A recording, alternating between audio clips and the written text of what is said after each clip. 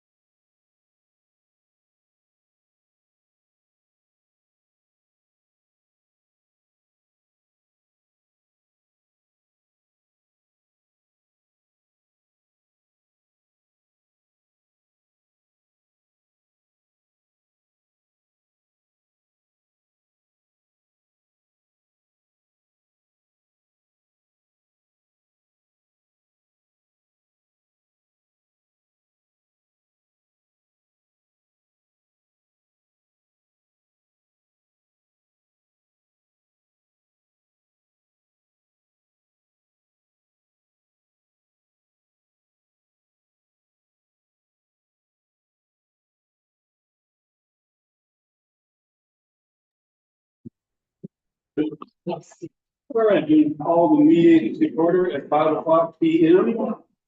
And let's make a quick note about the agenda in the interest of a very long meeting, most of which will be the new board orientation. We decided to leave off the normal two last items, correspondence and other business. And we got caught and we had some of these that we need to talk about tonight. So we will be talking about some other business items toward the end of the agenda. So with that, start with item 2, public comments for items not on the agenda for discussion, not action. Any such comments? Yeah. I have a concern about what I call the parallel parking on both sides of the road at the Stone Pier. I only saw it one day, but I understand maybe it's been happening and some tickets have been. Okay, thank you. All right, other Suhail. I was concerned about the stop sign at Troy Hill and the South Road. It's not there. Okay. Noted, thank you. Other comments?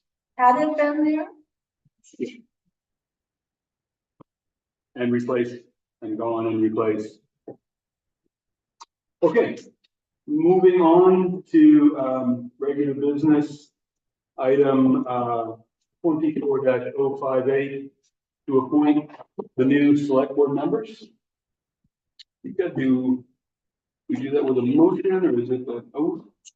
So the new board members, there are 3 of them. Congratulations. I just have an oath that if each one of you kind of stand up and read this and then sign it, and then you're officially appointed.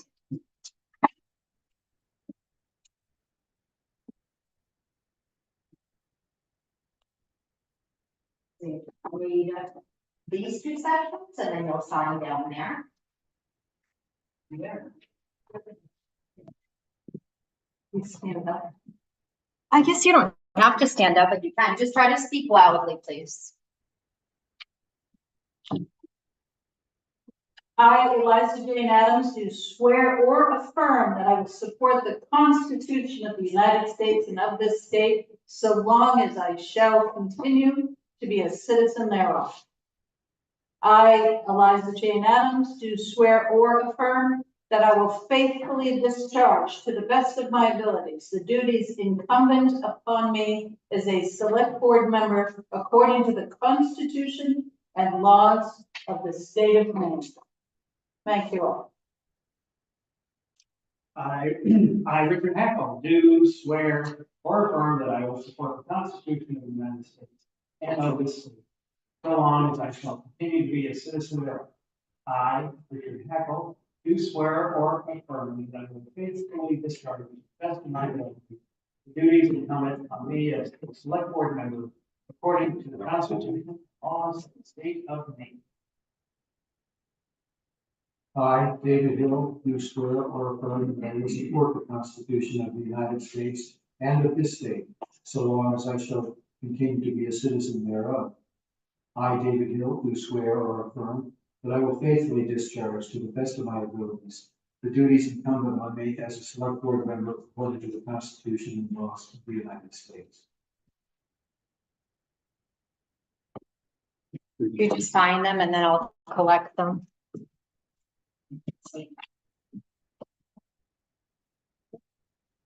Thank you. Okay, the next item is to appoint a chair and a vice chair of the select board. Any comments from the board, any nominations, please feel free. Raise your hand. David, Nominate Carol White as chair. okay. Any other nominations? Okay, all in favor? I appreciate it, David. Think I'll have to decline. And, I understand that, this has already been discussed and my sense is the preference is to have Bob stay as chair.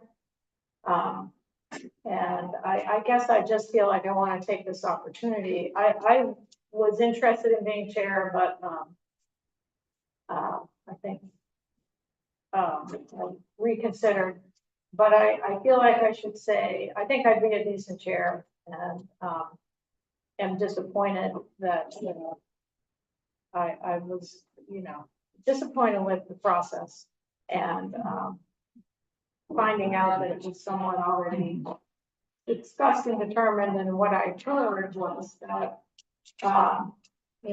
maybe I was too busy.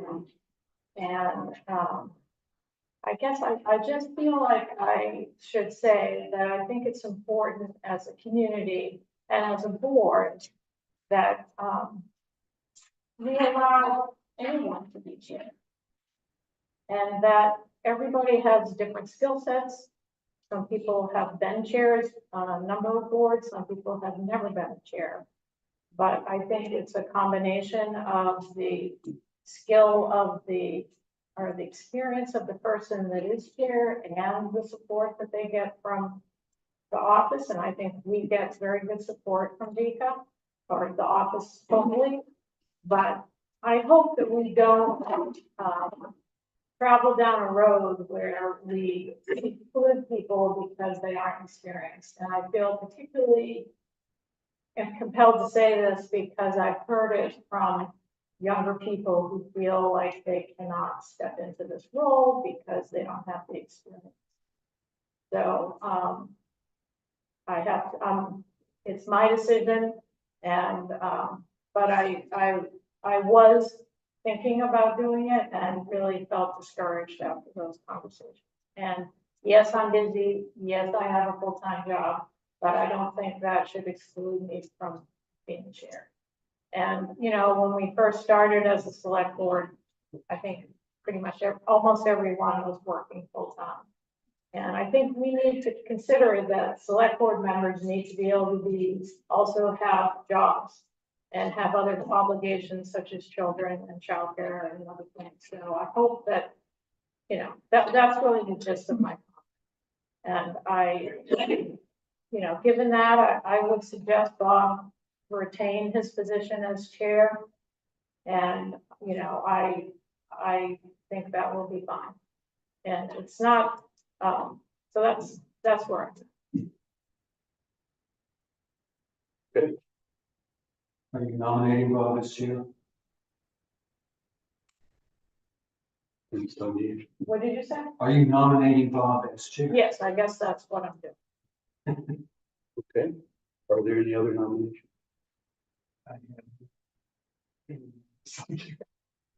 Unless somebody else wants.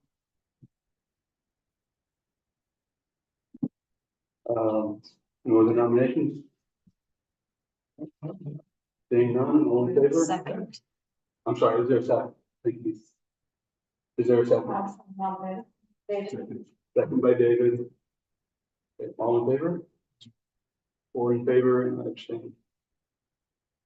Thank you. Are there any nominations for vice chair? I will nominate Carol as vice chair.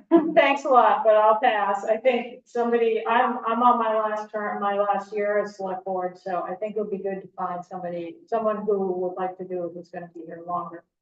And, I think it's a good way to learn the position, so I think anybody who's interested is, you basically run a meeting when the chair is not around. So I hope someone will consider.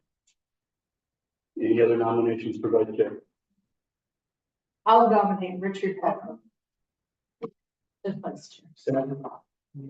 Nomination by Eliza of Richard Hackle, second by David. Richard, is that okay with you? I'm already a little trepidation of how much work this is all gonna be, but if it's just the chair and you're not here. As far as the I time. think that is the only official description of the vice chair. Is that correct, Vika? That's Yeah, close just enough. step into the position as the chair when the chair is not available. Except If I get run over by a truck, that also means you need to be stepping in. Bob quits, which is how Bob ended up in the chair first time. So be aware. That's right. Other discussion? All in favor of Richard Hackle? 4 opposed, abstained. Richard abstained, 4 in favor. Oh, right. He's in favor, okay, you voted in favor. So it's unanimous, yeah, yeah.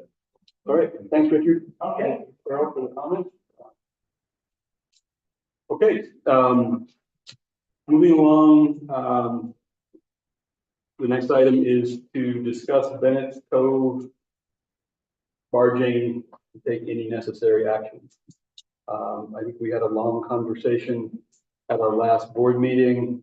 I think there was a motion and a lot of discussion. If I remember correctly, we agreed to table it until the next meeting, when the discussion was said and done.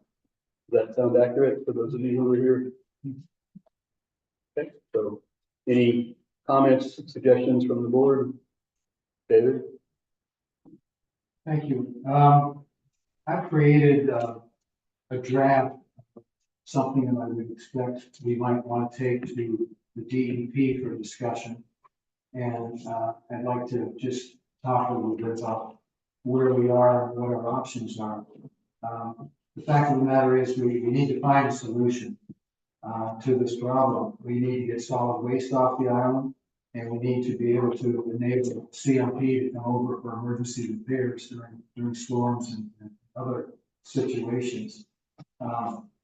We need an immediate action because the current solution is using, as we know, Bennett's Cove with some planks that will have to come up after December, which means that after December, we're going to be at risk. We will not have, it's possible, we put this way, and probably even likely that without those planks there after December, that Bennett's Cove is not going to be an option, or it's going to be an option like it was for the past, before we put the planks down, where it's only available on high tide. And that, as we all know, maybe we don't all know, the transfer station was not available to be open 2 days prior to the planks being put down, because the barges could not land there to remove the solid waste. So the problem here is that there really is only one immediate solution, and that immediate solution is Bennett's Cove. I'd like to think that it's temporary. I'd like to think that we can consider other options, but the other options are going to take time, a lot of time, and may or may not even be possible. So Bennett's Cove is really it. Now, what I would like to do, or suggest that we do, is create a committee of two people on the board here. To reason for two people is so we can have meetings with people here and elsewhere without having the entire board present. And the first thing I think we would like to do is to meet with the neighbors and the abutters in the area. It's been done before, we've done it several times. I think it's time to meet again and talk about what possible other solutions are there. And what can be done to make it work if this is the only solution. So that's number one. Secondly, I'd like to meet with DEP. We've had several conversations with them over the past few months. I think it's time to meet with DEP and let them know what our situation is and see what we can work out. Thirdly, I'd like to meet with the Island Institute to see if they have any ideas that we haven't thought of, as well as to learn what other islands are doing. Now, in pursuit of this effort, I think we should get, and these are things we may have already had, a letter from Lenny Bickford of CNP telling us exactly what their position is on landing on Chabad. The same with Lionel Plan, and the same with letters from contractors. And we've received a few of those, a couple of them at least, over the past few months, to basically get a good idea of where people stand who are most dependent upon landing on the island somewhere. So that's basically it. So what I'm suggesting then is to create this committee, staff it. I'd be willing to serve on it, and have somebody else can join me if they'd like to. And I do have a motion to that effect. But I'll open it up for some discussion first. I would suggest you go ahead and make the motion, and then if there's a second, we can obtain minutes from the floor at that point, and then comments from the board and then comments from the floor. In order to do that, I would ask if there's anybody else on the board who would like to serve with me to move this forward. Richard. So my motion would be to authorize Richard Hackle and David Hill to work to address the issue of barge landing activity at Bennett's Cove and to report progress to the Board of Selectmen. Is there a second? Second by Richard, motion by David. Do you get a motion? To authorize David and Richard. That's as fast as I can write. I can read it again if you vote. Do you have it in writing? It's my writing, you couldn't read it. Okay, then if you don't mind repeating it with Chris not being here, I'd like to try to get it. Move to authorize David Hill and Richard Hackle, vice versa, to work to address the issue of barge landing activity at Bennett's Cove and to report progress to the Board of Selectmen. Thank you. All right, so there's a motion on the floor and it's been seconded. Any comments from the board? I would just like to say, yeah, the reason why I'm enthusiastic about creating this group is I think what's one of the top two urgent issues on the island. Come and go to the island, and bring stuff in and get stuff off.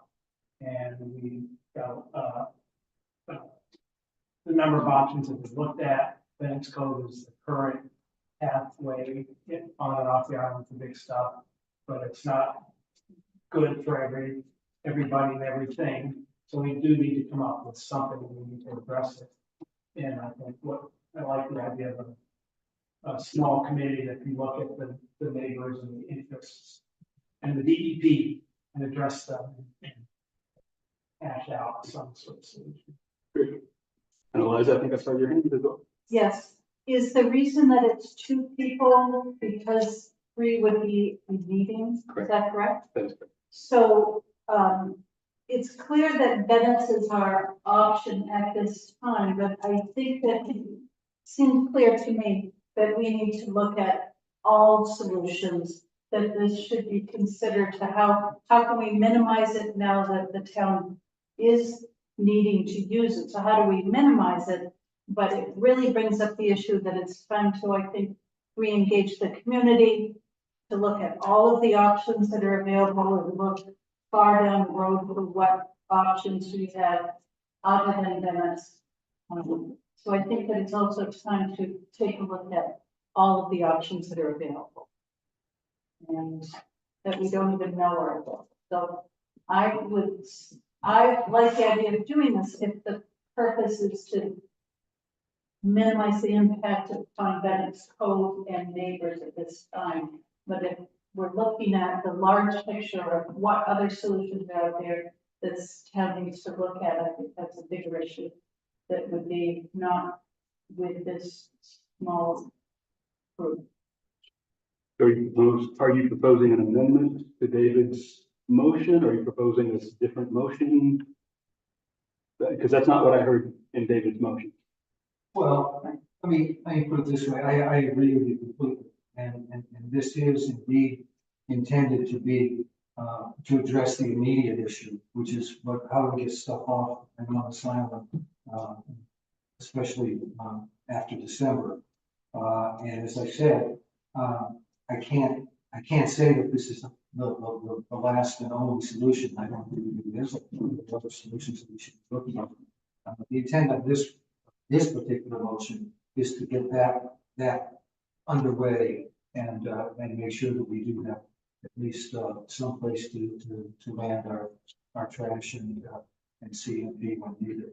And it's not to say we shouldn't be doing the other at the same time. It's just not covered by this. Other comments from the board? I'm sorry. Are there any other comments from the board? So you see, so you're expecting it to also be on the committee or? Well, I believe that only two people. Only two board members Right. can be working in a room at the same time, in conversations, in email exchanges, or else it constitute a meeting, which topic will be covered in detail in the document. You don't learn more than I heard. We'll learn more. This is learning on the job. Yes. Carol, any comment? Okay. I guess the only thing I would add is that, that a mistake of mine at our last meeting, there was an item of communication that I neglected to read, which was from Chip Emery. And I was going to bring it up later on this evening, but I'll go ahead and bring it up now. Chip had written an email, I think, to the board. And I just neglected to bring it up under communications, but he had offered to put together a video. I think the example he used was the video he and some others did in the early days of COVID to sort of explore the issue and the ins and outs of the issues. And he had offered that he had talked to a few people who would be willing to work on such communication, if that's of any interest to the work that this group might do, and we move forward with that. Yeah. So any other comments from the board? Raise your hand. No? Okay. Comments from the public, and please keep your comments to 3 minutes, and please step up to the aisle if you have comments. Pam, please.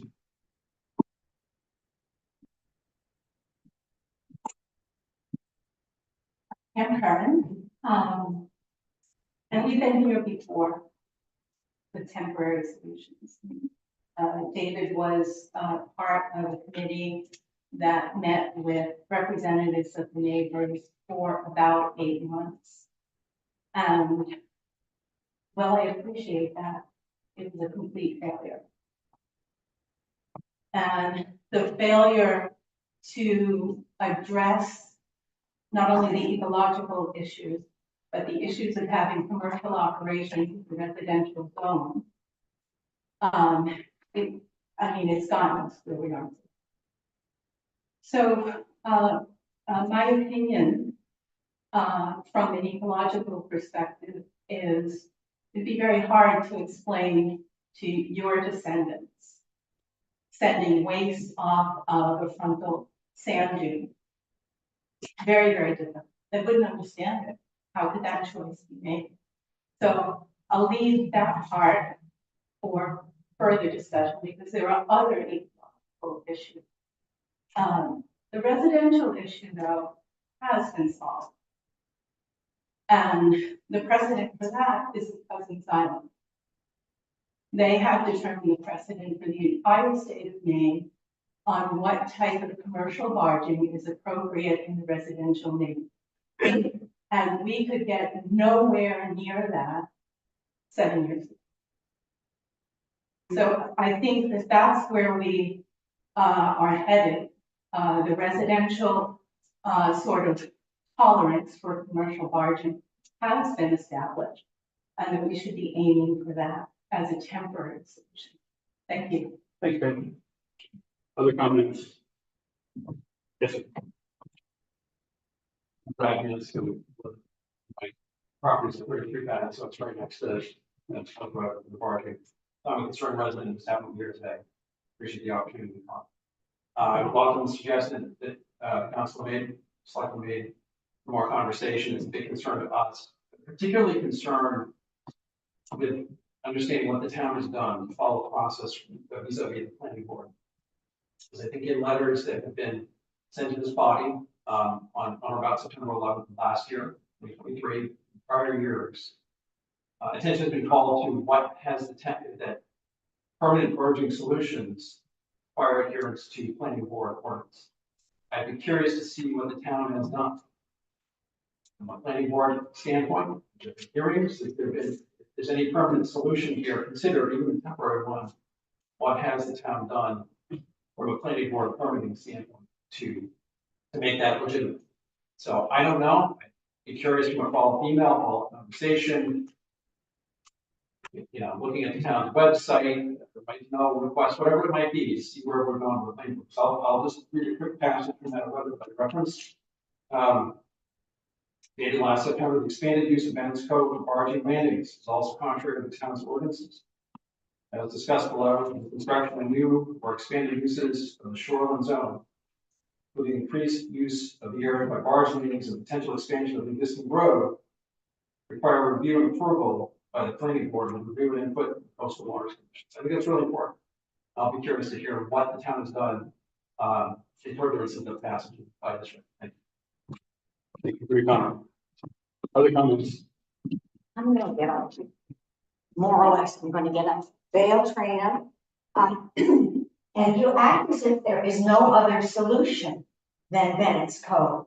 And we all know that the town of Cumberland bought Sunset Landing for the purpose of barging and of, actually, I think was to use the CTC was going to come in.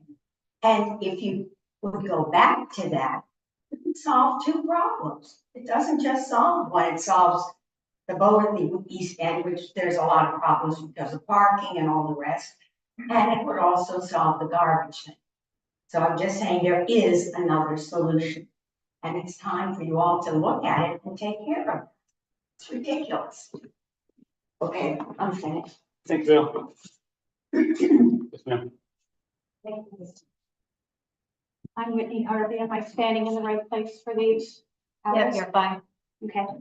So I have a question. Since your last meeting here, have you had any communication either by phone or mail with the DEP? No. Okay, I request that we would get a copy if you do get communication, because we should be privy to that. So I just am wondering if anybody's been calling anybody, because they have in the past. She answered your question. Yes, ma'am. So to comment to that, if there is a communication such as the one that's attached comes to us, yes, we put that in the packet like we have. Okay. And the communications that I've had through email that you requested, I sent that to you. And no additional communication has taken place since this email with DEP in reference to Bennett's Cove. And no phone calls. No. So I'd like to dispel a rumor, and that is pretty deep. I've actually heard it from a number of people. That Bennett's Cove has been the barging site forever. It has not. And as Donna Damon said, it started in 1992 as a temporary solution when we were in the town of Cumberland. So I want to make that clear. It was not the original grandfather barging site, period, ever. There was never a ramp there. So on the record, 1992. That's what I've heard from Donna Damon. The other thing that Donna Damon mentioned is something that I'd like to bring up. The cement slabs down at Bennett's Cove were supposedly supposed to be 30 feet long. That's in writing, 30 feet to 36 feet long. They're 70 feet long. And if you go down there, you'll see exactly what Donna Damon said is going to happen. They're crumbling. Go look. You can't sit here and just decide what's going to happen. They're dangerous. They are now exposing, and we have lots of pictures, and I'm going to send them to you tonight. The rebars are literally exposed. They're very, very sharp. They're metal. They're dangerous. And the last time I was here, I came over to take pictures because I'm so disturbed by this. The cement is not only crumbling into the sand on the beach against the rules, and is supposed to be a mat where you sweep up the sand after you come in so that it's back in place. Forget that. There's cement in there, there's everything. But there are these bars, these rebars. I don't know if you're familiar with them, but they're sticking out as the cement crumbles. They're sticking out, they're sharp, they're dangerous, and they're kids on bikes that go down there, and some of them are riding the bikes down the planks. This is not a solution, temporary or otherwise. I know the time is up, but I think you ought to know about a very serious situation. This is not working. The DEP also said, well, you let other people talk longer when we were 3 minutes. Yes, you did. The CMP and a variety of other people talk for 10 minutes. Of this, 3 minutes. That's what You you got your said. 3 minutes. Don't let them talk. Please. Yes, you did. 10 minutes. You did. Sit there. Oh, Other comments? Paul, and then.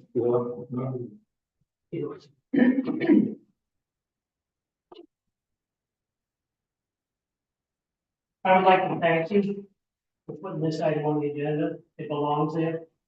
The clock is ticking after the plans went down, December 15th, they're coming up. David, I commend you for the idea and the structure of a committee to talk about these kinds of ideas. But from past experience with marine permitting of identical structures, I would suggest to this town that you hire a pro when a pro is necessary. There are consultants out there who know how to advocate for solutions. And I remind everybody in this room that when you fill out an NRPA application, National Resource Protection Act application, on that form, all of the alternatives have to be listed. Okay, so it's best probably if we get somebody from outside who views it solely in a logistical manner about how to get the trash, how to get the materials on and off this island for the survival of the year-round community. Okay, I would ask that you get a consultant, charge them with, okay, drafting a solution to meet the December 15th deadline for an NRPA permit for the activity to be retained in Bennett's Cove. Thank you. Thanks, Paul. Suhail.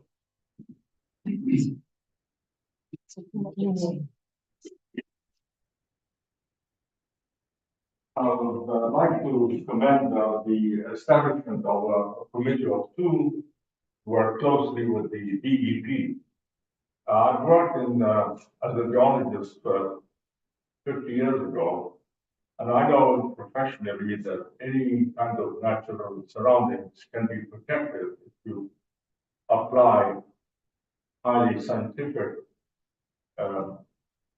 instruments to protect sand dunes. The question, you can protect sand dunes. Quebec Island has about 20 landings, and I have to remind everybody, we live on an island, and we need to have a landing. Options have been discussed so many times since I've been living here. The time is ticking. need to have this temporary solution at Bennett's. If Bennett's becomes the destiny of the whole community, we have to rally behind it.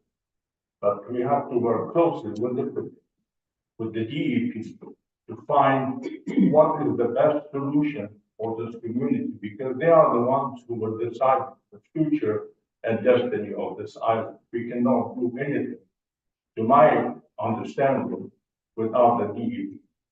Then there is the human factor. If there was nobody living in Bennett's Cove, we would not have it. But apparently we have residents. You get disturbed. If I was living there, I might not want to have Bennett's Cove. But I have to sacrifice myself for the whole community, or having municipal and emergency services being continuous to this island. Thank you. Thanks, sir. Other comments from the public?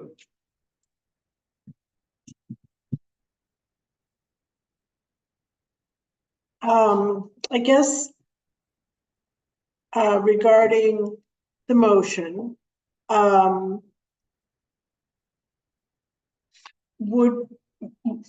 guessing, and would you agree with my guess, that the purpose of meeting with the people you named, the neighbors, the DEP, the Island Institute, etc., that the ultimate goal is, could you articulate the goal? You don't have to do it right this, I have other questions. I'm having trouble deciphering what I wrote here.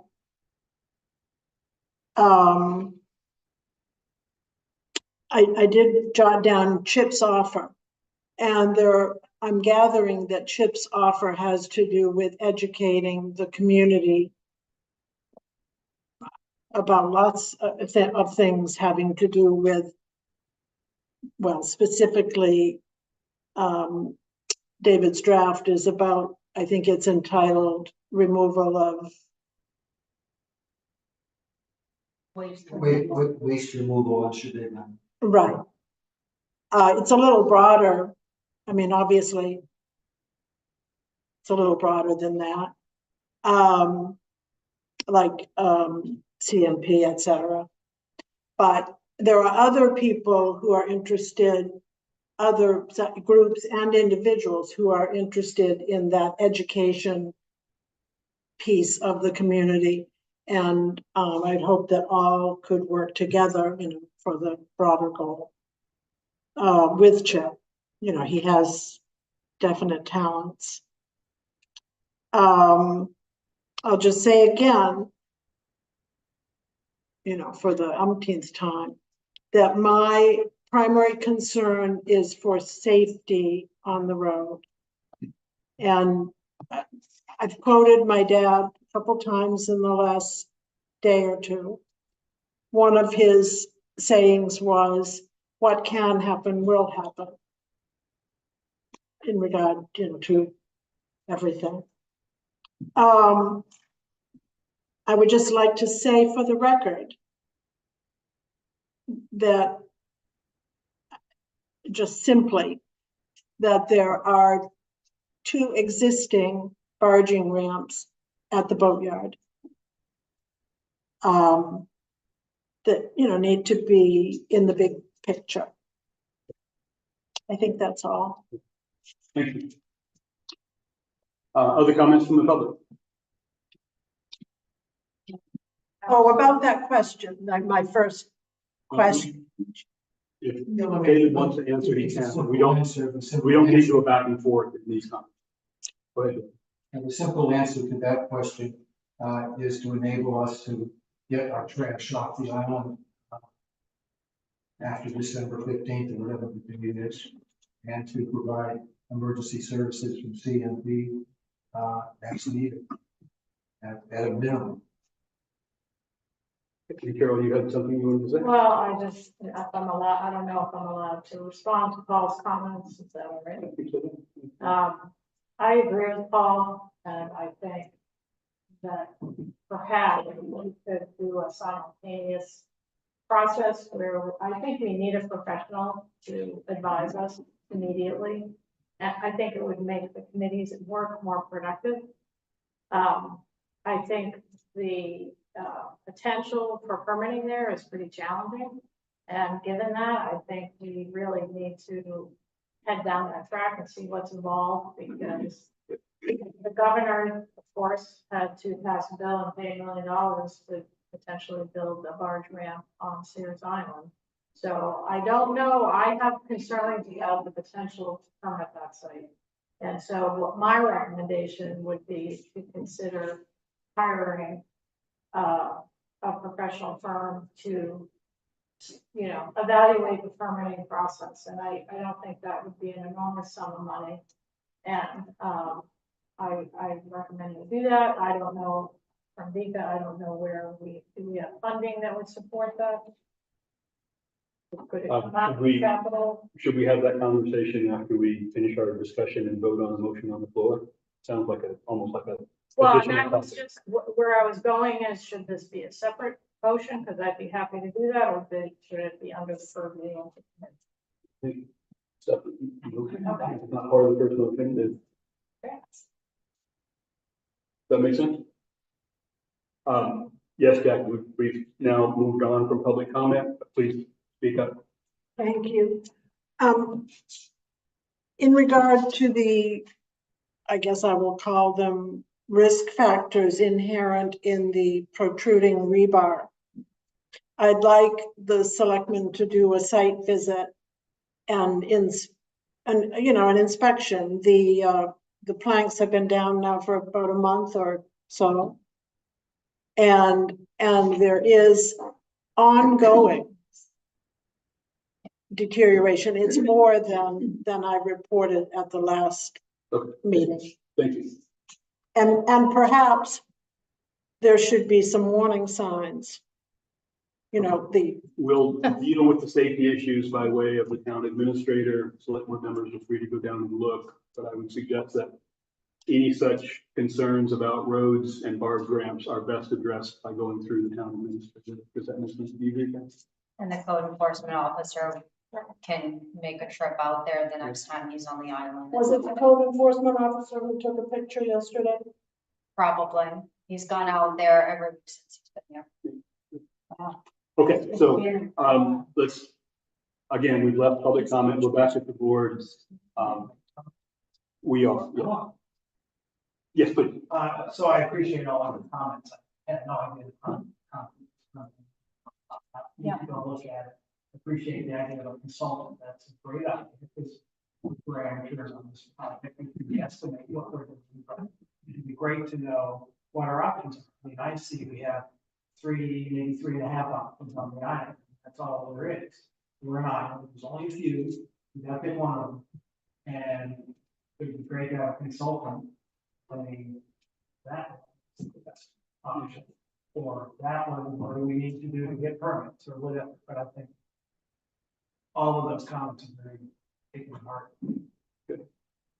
Other comments before we vote? Questions before we vote? There's a motion. Could you just repeat the motion? Motion to authorize David and Richard to work to address issues at barge landing and act at Bennett's Cove and report progress to BOS. Which Activity. activity? Yes, Barge landing activity. Yeah. Could you please read it again, Vika? Motion to authorize David and Richard to work to address issues pertaining to barge landing activities at Bennett's Cove and report their progress to the board. Okay, motion on the floor. All in favor, please raise your hand. Opposed? 4 in favor, 1 opposed. Carol, did you want to? Yeah, I guess I'd like to make a motion that, well, I guess my first question is for Rita, if you were gonna hire a engineer or consultant to look at permitting options or the permitting process feasibility for Bennett's Cove, do we have a funding source for that? So this particular issue, there's a couple different options. So there is the barge landing or barge ramps, reserve account. There's also, as of town meeting, the new coastal, storm damage reserve account. So there's a couple different accounts that, depending on what type of consultant work or what kind of work you're looking to do, we could take it out. But I think related to barge, the barge ramp, I would, encourage the barge ramp reserve account for it to come out of that. And you know what the balance is in that? I didn't bring that with me today, so I don't know the number off the So top of if my head. that make a motion, we should identify the account. Barge ramp, you can identify that. I can look it up. Give me a I minute. think Bob's looking. But I guess while he's looking it up, I mean, what I am suggesting is that we hire an engineering, probably consultant, to evaluate the feasibility of permitting a barge ramp at Bennett's Cove. And I, you Did know, you say the advisability of? Jackie, feasibility. could we not please shout out questions from the audience? I'd like to try to keep the meeting in order. Thank you. Well, I would ask Carol to speak up then, please. I'm sorry. So what I'm suggesting is that we hire a professional, either an engineering firm or a, a coastal permitting firm. There's a number of options to evaluate the feasibility of obtaining a permit for a barge ramp at Bennett's Cove. And I don't think we need to have a barge ramp design to do that, to really start going through that process. I think it could be a very preliminary design. So I'm not asking for a design of a barge ramp. It's more of a permitting steps that I would ask them to evaluate. And I think that could be done fairly quickly. And then that would give us some information to determine if we want to go forward with the permitting process while the committee is working on the other aspects. I think it's difficult for us as, lay people to sort of know. We have tried ourselves to interpret the information, and it's difficult. And so I read the response we have from DEP, it's not very encouraging, and I kind of want to know the answer. Because if we absolutely can't do it there, then that's important to know right now. I think they told you couldn't. It's a frontal dune. Again, Well, we're not in public comment at the moment. Thank you. Full disclosure. You can raise issues at the appropriate time, but you may not just shout out from the audience. I'd like to raise an issue. This is not the appropriate time. We're not at a point where we ask for public comment. Thank you.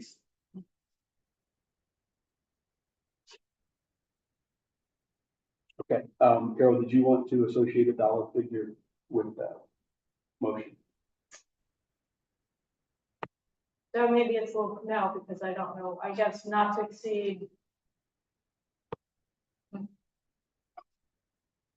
What'd you say? Balance the account. 50. What is it now? Please. 50. She said 50. Yeah, so I would say not to exceed $30,000. Do you have the motion? Motion to hire a professional to evaluate feasibility to obtain a permit at Bennett's Cove not to exceed. For a barge ramp, the Bennett's Cove, not to exceed 30,000. Okay. Is there a second? I know. David? Any discussion on the board? Liza? It just seems to me that the ramifications of barging for access for the town needs a much larger solution than one that's been problematic. And I think I wonder, are there possibilities and things that haven't been fully explored yet? And so I would like to suggest, instead of specifically looking at how to shoehorn into Bennett's Cove, when I read the letter, it seems so problematic to get permission to do any improvements beyond this temporary, to really just look at a larger solution, looking ahead 50 years, looking ahead at what this island community needs for barging solutions. So I think that in listening to Paul's suggestion, that perhaps it's a larger issue than what can be addressed here. Are there people that could look at the big picture and things that haven't been on the table yet? So. Are you suggesting an amendment to Carol's? Are you suggesting that Carol consider an amendment to her motion? If so, can you state it? Well, I would I'm not sure how to word it, and anybody can help me with it, but I think that it's time to look at the big picture with all options. Carol, your amendment specifically looks at how to make Bennett's Cove work now. And I think it's time to look at it as a much bigger picture. So I don't think it would be an amendment to yours, but a different amendment. So you're using the word amendment when I think you mean to say motion. Motion. Yes, if you're suggesting that at some point we make another motion to look at further alternatives, that would be appropriate. Okay. Any other discussion from the board? There's a motion and a second. Richard and then Carol. So I appreciate your amendment. Can we add that to this amendment? We can. If you can come up with wording that you would like to suggest to Carol that she amend her motion, you can do that. But what we just resolved in discussion was that this was a large enough issue that it would be a separate, perhaps best be a separate motion. So I think we should focus on Carol's motion at this point. Discuss that motion, let the public have a chance to discuss that motion, then come back to the board to discuss what they've heard, if necessary, then vote. Well, on the other hand, I feel like what Liza's suggesting is we add to the Bennett's Cove motion, or create another one if necessary, where it looks at. Okay, but we're going to create another motion. We'll do that after we deal with the one on the I table. want to know that this is possible. And You're free to make another motion later on. But right now, let's focus on the motion that's on the floor. So if I'm understanding the motion, it's to only look at feasibility. Nika, could you read the motion again, please?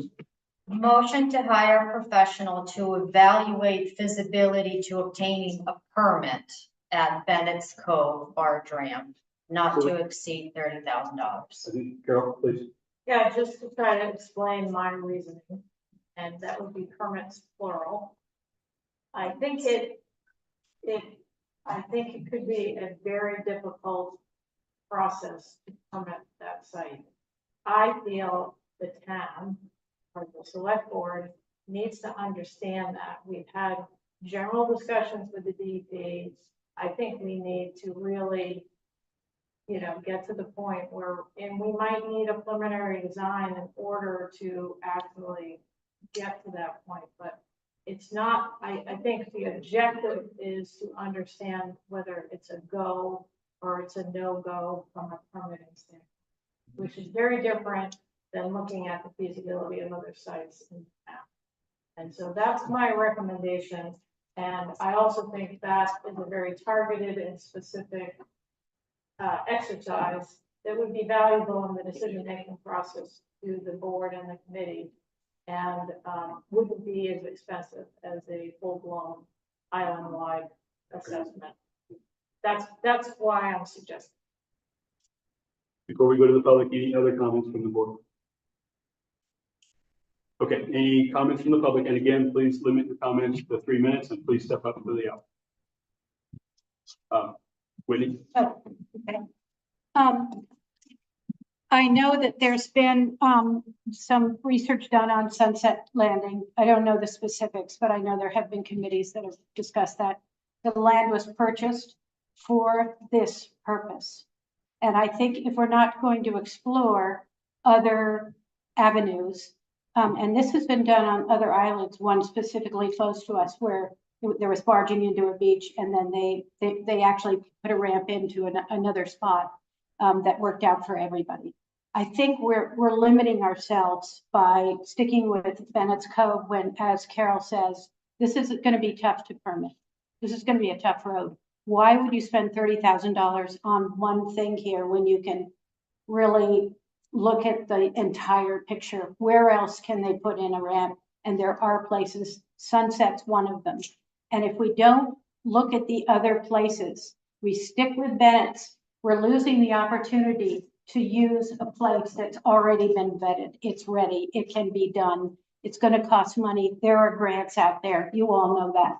There are grants for this sort of thing. Why aren't we exploring this? So I think it's too narrow and it's a tough road because the DEP has already said you can't do this. Thank you for your comment. Any other comments from the public? Paul and then Suhail.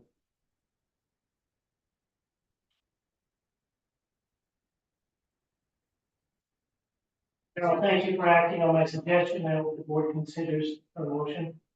For clarification, as one who was on the Sunset Committee, put in a good 3 to 5 years worth of effort on that. And I remind everybody that all those meetings, all those records, everything is out there. I'd like to remind those in the audience that the people of this town took a vote on the road that goes down to Sunset, and we vacated that. Okay, so the town has no legal access to the parcel at Sunset beyond that which is associated with residential use. So there is no commercial access to the parcel at Sunset. And that's in the record. I encourage anyone to go. Just a second, please. I'm going to ask the public to not make comments among themselves and not have conversation among themselves. It takes away from the quality of the person who's speaking. Nobody interrupted other people when they were speaking. I'm going to ask you to please restrict to 0. I just took a minute away and I'm watching the time, but please do not make comments and sidebars amongst yourself. Thank you. Sorry. Thank you. I don't have any suggestions on individuals or firms. There are many capable around here. I believe this process, as I said before, and to repeat very quickly, will take it out of the hands of opinions and out of the hands of individuals and put the matter, okay, moving forward with a person who has an independent view of it as a consultant associated with logistics. Okay, hopefully they can forward the best solution. Thanks, Paul. And now Suhail. Excuse me, Ms. Harvey? Yeah. I would really like to I avoid didn't asking interrupt you, anybody. I was talking with my neighbor. asking you not to speak to each other in the meeting when you've not been recognized to speak. I'm asking you. I'm asking you not to speak to anybody in the meeting. This is not a public forum. This is not a bar. This is a meeting, and we want to conduct it in a business-like fashion. Absolutely. If you need to have a conversation, please step outside and have a conversation. Thank you. Suhail, please. I recommend what Carol White has recommended. You have to work with a consultant. It's overdue because a consultant will give you, work with you closely. It's not going to be the DEP. It's going to be working with you to find a solution to provide you with the best scientific ways of protecting nature. And there are many consultants today in the United States working on the protection of nature. We don't need to go back to the Hook and what's happened with the storms. We're talking about a very little area that can be protected and used. The residents of Bennett's Cove are concerned about safety, the noise and other things. This is a human factor. You have to deal with the selected. But the consultant who will be hired, which is essential to this process, will be working towards a solution. And he has to work with the DEP. So we have to have a solution from consultant before we can engage with the DEP. I think this is the only way to go. We need to resolve the tensions and work forward together as a community. Thank you. Other comments from the public? All right, seeing none, any closing comments from members of the board? It is a motion on the floor, it's been seconded. All in favor? 3 in favor, all opposed? Two opposed. All right, motion passes. All right. Moving on, as I mentioned earlier, Excuse me, do I have an option to make a motion? oh, I'm sorry, you would like to make another motion on the same topic? I would. Okay. I would like to make a motion that we have a consultant to look at all options that could be possible in the long range for barging between Shabig Island and the mainland. And are there options that are not on the table at this time or haven't been considered or could be renegotiated, for example, on Cousins Island? So I would actually like to make a motion that we could hire someone to look at all of those options that are available to the Shabig Island town for barging between Shabig and the mainland. And that this would be someone really along the lines of what Paul was talking about. Someone who could look at this big picture and look at the data. Look at the data of what it says that is possible. So I don't know what would it be an engineer? Would it be a marine? Would it be, I don't know what the qualification would be, but I think that limiting ourselves to just do what is possible at Bennett is important, but solving this in the big picture seems more important. Okay, can you make a motion in the form of one sentence, please? Yes. That the town should hire a consultant who could research all potential options for barging between Shabig Island and potential sites for mainland access on the mainland. Okay, and normally, you Have a dollar. would have a dollar amount in a recommended fund. I'm gonna ask Vika to help with that because I know you're new here. Thank you. Vika, do you have any suggestions as to where that might come from, given that we just spent $30,000?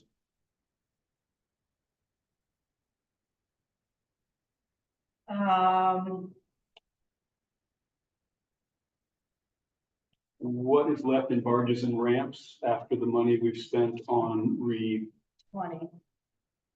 okay? So could this be also with looking at coastal access money, the impact, I think you mentioned it earlier. I mean, really, this is being brought up. Coastal access is easement purchase and capital structure, road path construction and repair. It's not coastal access. And there's $12,000 in that account, so. Land acquisition and development, land acquisition, land use planning and site development, I mean, that's.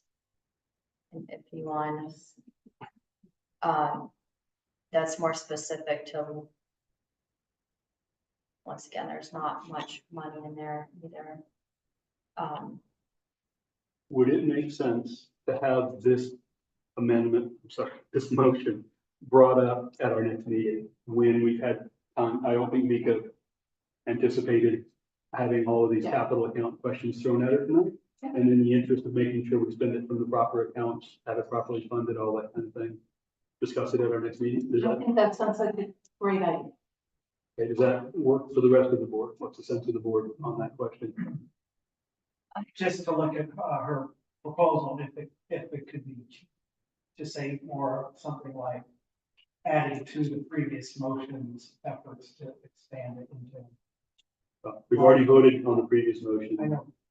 So we can craft the new motion when it comes up at the next meeting and when we have the financial information available to us. If that's okay with all of the boards, that's the big question. Make a suggestion, maybe the motion to move this along, if this is the consensus of the board, is motion could be to authorize town administrator to find somebody and then bring forth a proposal, and then at that point, you can figure out whether you want to move forward with it, and then a dollar value. I mean, I don't know if that's, So when you say find someone, you mean go out and find some engineers who could give you a rough idea of what such a study might cost? Is that what you're saying? if that's, I mean, if you want to keep moving it forward, Carol has a. Yeah, and I think what I was envisioning is essentially because that if we find out, and I understand people's concerns about that, but I think we can get a pretty quick answer to the situation that Bennett's and the feasibility of constructing something there. And I think the second, if that's not feasible, then I think we are forced to go and look at all the other alternatives. If it is feasible and people feel strongly that before we move forward, we should consider the other alternatives, I think that would be a good time to make that motion, and in which case we might have a person on board already who kind of can do that job. So that's kind of that was kind of the process I was envisioning. And I think we need to be on that one. Have a special town meeting to appropriate if that's what we want to do. That's the process I would consider. I don't know, Vika, does that sound reasonable to you? I mean, what I'm hearing from the board and from the community is looking at Bennett's, whether it's an even a long-term option is one issue, but ruling out or in other options is also something that is strongly encouraged. We'll also figure it out what the long-term solution is. I think there might be a little bit of confusion from some in how they take your motion. I understand where you're going with that. I think that deciding whether Bennett's is or isn't permittable is not a decision that's being made on the behalf of the board, that's the choice that they're moving. It's information to really have a better understanding, but I do agree that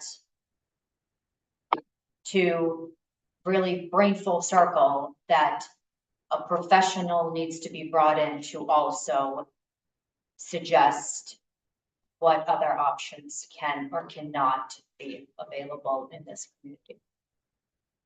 But So going back to your motion, is that $30,000 to hire someone to try doing a permit and seeing what happens? Or is it to? I think Vika described it pretty accurately. It's really to assess the permittability, which is really not exactly where Paul is coming from, I think, but that's an important piece of information for the board. It's not to go through the actual permitting. Right, they may actually have to kind of prepare a permit and get a response from the department in order to really know the answer to that. That doesn't mean that, I think as a board member, none of us are agreeing to construct anything at Bennett's Cove. I can't actually tell you what the process would be to get the answer, but that's why we're hiring a professional.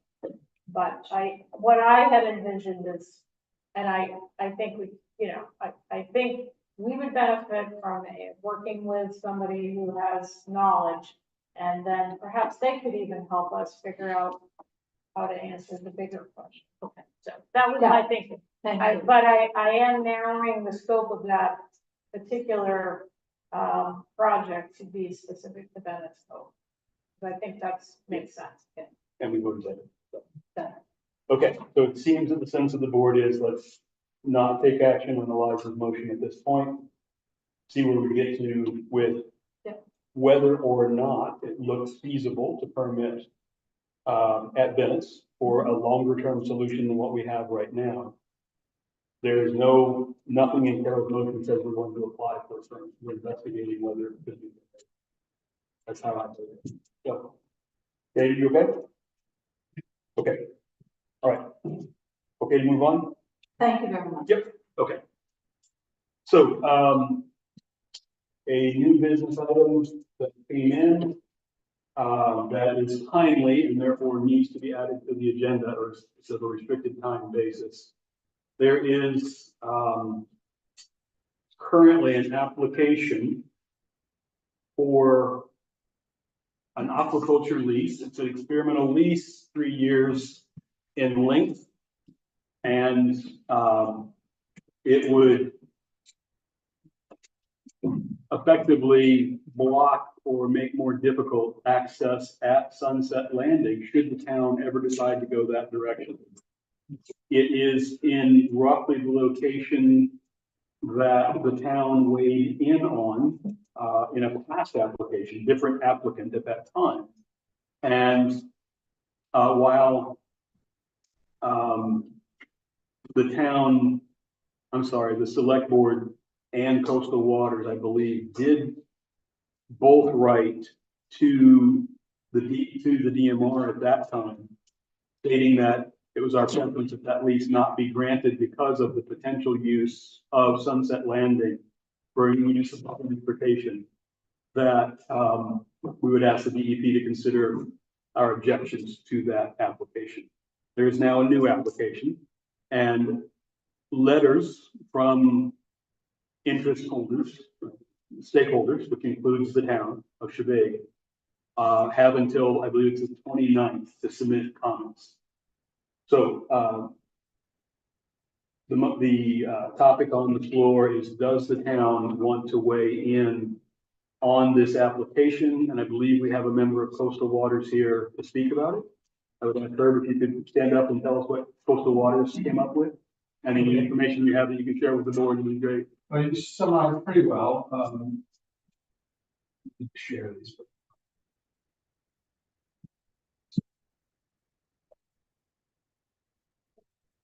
Is that?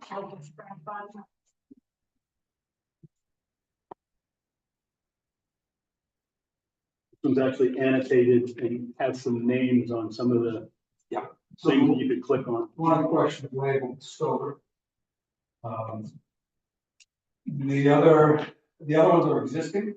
That one is proposed. I know John Jones, the junior, says proposed, and the reason is supposed to green is existing, but they're very far along the process.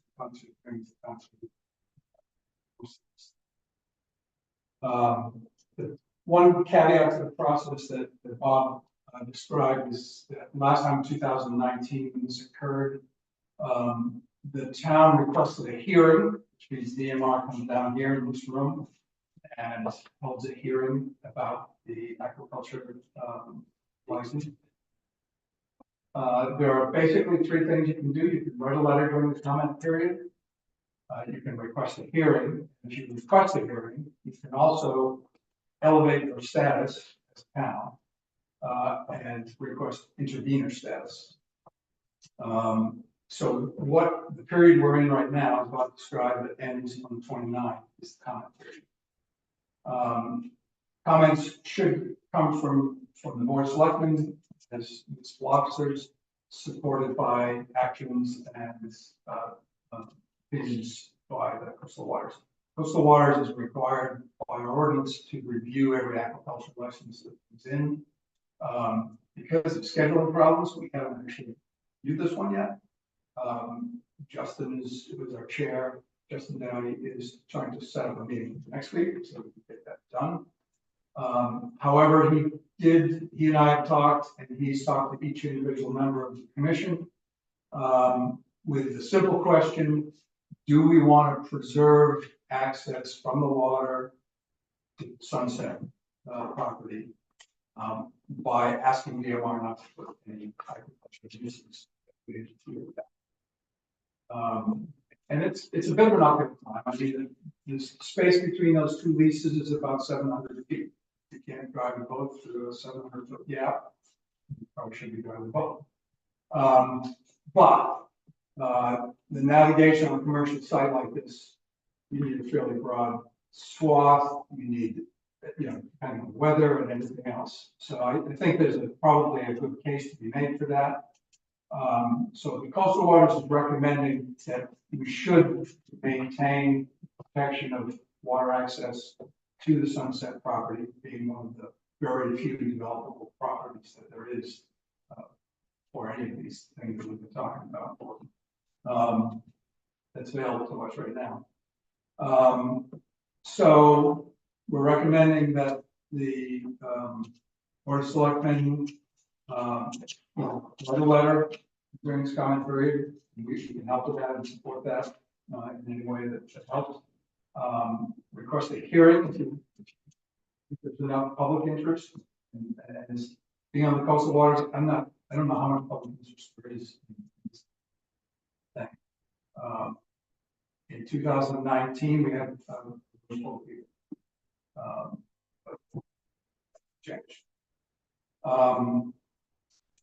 And the question of intervener status, I don't know how important it is. In 2019, we did a hearing, we did not have considered intervener status. We asked for it. What happened was a number of us, including myself, stood up at a map on that wall and we pointed to this map that you're looking at and said, if you put that there, we won't be able to use this property for any reasonable access. So with that, I'll sit down to be here for questions, but so that's the position. Thanks, Eric. I just want to ask her a question. Do you think, what do you expect the outcome of the coastal waters, review is to be in terms of whether they have a written statement that because of these reasons we recommend, or we don't support this lease site? The criteria that we go through is that we go through for each one, we develop ourselves. As part of our ordinance, which allows us to do that. It's fairly general and it's like, is it a navigation? And that's what DMR is, that's the big red flag. Is it a navigation? They don't tend to say, could it be a navigation hazard? They tend to say, is it a navigation? So we have to make the argument that no boats going in and out of there right now. We will have to make the argument at a hearing for it. But do you think you're gonna have a written outcome of this meeting to say the coastal water committee thinks this is a potential navigation hazard and it's not advisable? Yes. Okay. And we'll try to, yes, I do believe it. Okay. And I would add, if I might, in an email from Justin to Bob and Vika earlier today, Justin says, Justin, the chair of Coastal Waters, I have told all the members of the committee, Coastal Waters Committee, the general question, should the town continue its position to protect the waterfront access to the Sunset property? And he said, the committee was unanimous in favor of continuing this position now and into the future. That's not an official meeting because he did it via email, and I don't believe Coastal Waters is set up to vote in that fashion. It's just an indication of their chair's reading of the support from the committee. This would be the best way to say it. So, thanks, sir. Questions from the board? Could you explain what an intervener status is, please? It gives you a legal standing in the hearing. That's the primary difference. We can get up and speak in the hearing without intervener status, but theoretically you have a legal status and then they can give you more weight if they so choose. And what is your recommendation? One. Yeah. So typically, We need the other half of this meeting. yes. But Okay. please go ahead. Please go ahead. I can't speak on behalf of the commission. Right. We haven't made a determination on that. We didn't have it last time and we were effective with the argument. I don't know that the legal status is going to gain us anything. There's no legal issues here. I think it's a support issue. Thank you. Thanks, sir. Thank you. Yes. Any other questions from the board? Comments? No, well, so if we need to do nothing in order, if we can feel confident that this will be, that will be able to maintain the access through this, then see. So this our taking a position does not give us confidence that they will vote in our favor. It only increases the chances of them deciding as an agency to not grant this experimental lease. Yeah. There's no guarantee. We have no veto power, if you will. The town does not. It's strictly the state's decision. But the state has a list of criteria that they go through to make that decision. One of those criteria has to do with navigation. So Carol, if you would, and Herbert wants to correct me on something.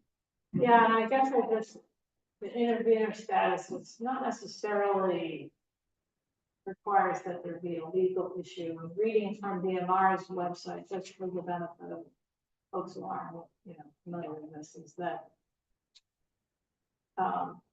it basically, an intervener is a person or entity that has demonstrated to DMR that the proposed lease will substantially or directly affect them. And then you become a legal party to the proceeding, but that's the basis to determine whether you're an intervener. And I actually think it's the DMR's decision whether or not you're granted intervener status. I think the town in one case did, I think in the past we once were an intervener. But so I just want to be sure people understood that. In general, interveners have more opportunity to speak in hearings. And I think in general, towns have an opportunity, specifically the town's represented in the form of the harbor master has the opportunity to speak at hearings. But I think it's safe to assume that if we go after intervener status as an official body, perhaps through our TA, perhaps as board members, I think there's a chance we're given more opportunity to speak at any hearing. Sure, you had something with that? I just wanted to, was your question talking about? I think so. There's one more, so this all has to be decided before they make the decision. This intervene before. If we want to request a hearing, if we want to request intervener status, we have to decide that tonight, or we have to have a special select board meeting before June 29th, which is the deadline for the comment period. Is that accurate? That is 4 people. Thank you. 4 p.m. Just to reiterate, 3 choices you have. You can just write, you can do, well, you can do it up. You can write a letter during the comment period. You can make a comment to the DMR. You can request a hearing, and I think that actually takes 5 people to actually request through DMR. 5 parties. 5 parties to get that hearing. So we'd have to have probably more interest than just the town. And then if you get granted it, then you have the choice. I think it's a 10-day window where you can apply for intervener status before they. Clear? Okay, thanks. Thank you. Other comments from the board? If not, we'll entertain. Yes, Les. Thank you again. So not understanding what the criteria is for the decision being made. Can we adequately write a letter that would ask that that this not be granted? I think we, You got that covered? yes, Thank you. sure. Yeah, I think that there are criteria set out by the state. The criteria that we would reference is interfering with navigation. The kind of tricky thing is it's not necessary, it's potential future navigation especially, but last time that was active. And an individual who, let's say, had a shorefront residence in that area would be one person saying, my access is impeded right now. The DMR chose last time to listen to the town saying this could be transportation access for a large part of the town in some fashion in the future. And maybe that weighed more heavily with them than an individual having access issues right now. We don't know, but the result of that last hearing was that that particular lease in just about this location was denied.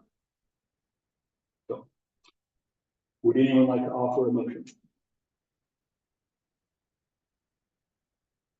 Carol, please. I guess I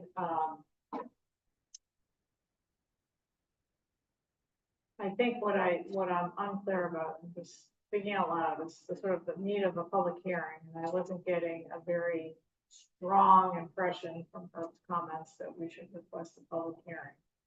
So I guess I'd like to make a motion that the Board of Selectmen submit a letter to DMR, expressing, I don't know how I want to say it, expressing, their concerns about the proposed Stover lease. And I guess if I could add, and if coastal waters suggests a public hearing, then we would add that to that. Is that feasible? It sounds like a motion that has a condition in it that could be met. Can you repeat just the condition again? That if coastal waters, after reviewing the application, recommends that we ask for a public hearing, then that would be included in our. Yes, there's a motion on the floor. Is there a second? Second by David. Discussion from the board. Discussion from the public. Seeing none. All in favor? Unanimous? Thanks, Herb. Appreciate you stepping up for the board there. All right. So I believe we are now at the point of item 4 on our agenda. All right, everybody, new board orientation. If anybody wants to take been here for an hour and a half, we need a bio break or a quick break. Okay, bio break for 3 minutes, please, and let's get back at it. Does she know that? Take your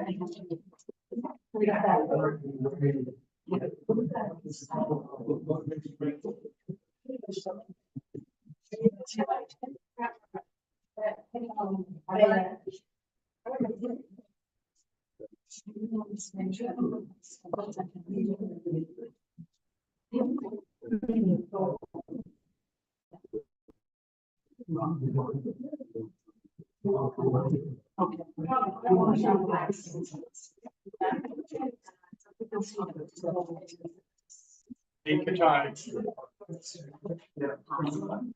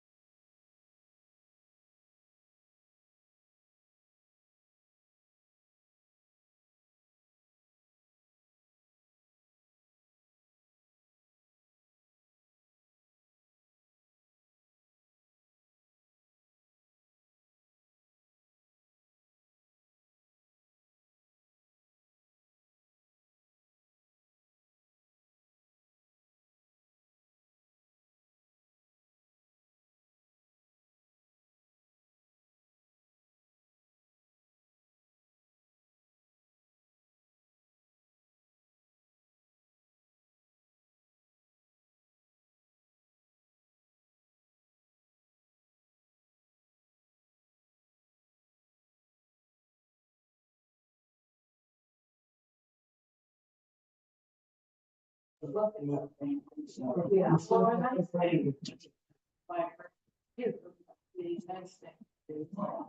right. Thank you. You see this book? Every policy work purposes, because sorry,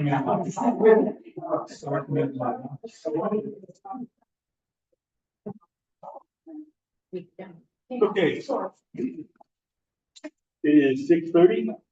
Let's go ahead and start the workshop. This is a workshop with a lot of planning and preparation by Mitch and Vika in the form of the agenda, but also the workbook or the training manual that everybody has. And welcome to the 2 new board members. You've waded in deep tonight, and you've done a nice job of looking around as confused as I was 2 years ago, and Carol and David was, I don't know, 50 years ago. Sometime like that. He's ignoring. We haven't had this kind of an orientation in the past that I'm aware of. Was there ever any sort of orientation manual or process in the past? We went through MMA's process for boards. And that's a good point. That's it. MMA has training for new board members, aimed at civic board members, obviously. That is encouraged. It can be done online or in person. MMA also has training on the Freedom of Information Act. That's, we were talking today, trying to decide whether it was required or not. It is strongly recommended because there's so much exposure to individual board members and the town. Maybe someday we'll make it required, but Vika can help you get signed up for the Freedom of Information Act training that MMA offers. The other training was valuable as well in terms of the role of a board member, I thought. So I'm going to turn now to Vika for any comments about this process. Thank you. So MMA, I don't know if you even know what it stands for. It's Maine Municipal Association, which is a board directed organization by experienced people who are within the municipal government. And that's, there's a lot of valuable resources for employees, for board members. There's significant amount of training, legal questions, things like that. So as a town employee, I've taken several of their trainings, whether in Augusta or Bangor or wherever else. It's a great opportunity to connect with other people who are in the same boat as you. And so that's why it's strongly recommended. And if you come and see me, I'll give you some basic information that can guide you through the process of signing up and become a member. And you will have access to a lot of the training areas that you can attend either in person or online. And so that's definitely something that I would strongly recommend, that as new board members or even active board members who've been on it for several years, that you get a refresher, because every couple of years when I go, there's always new information and new resources.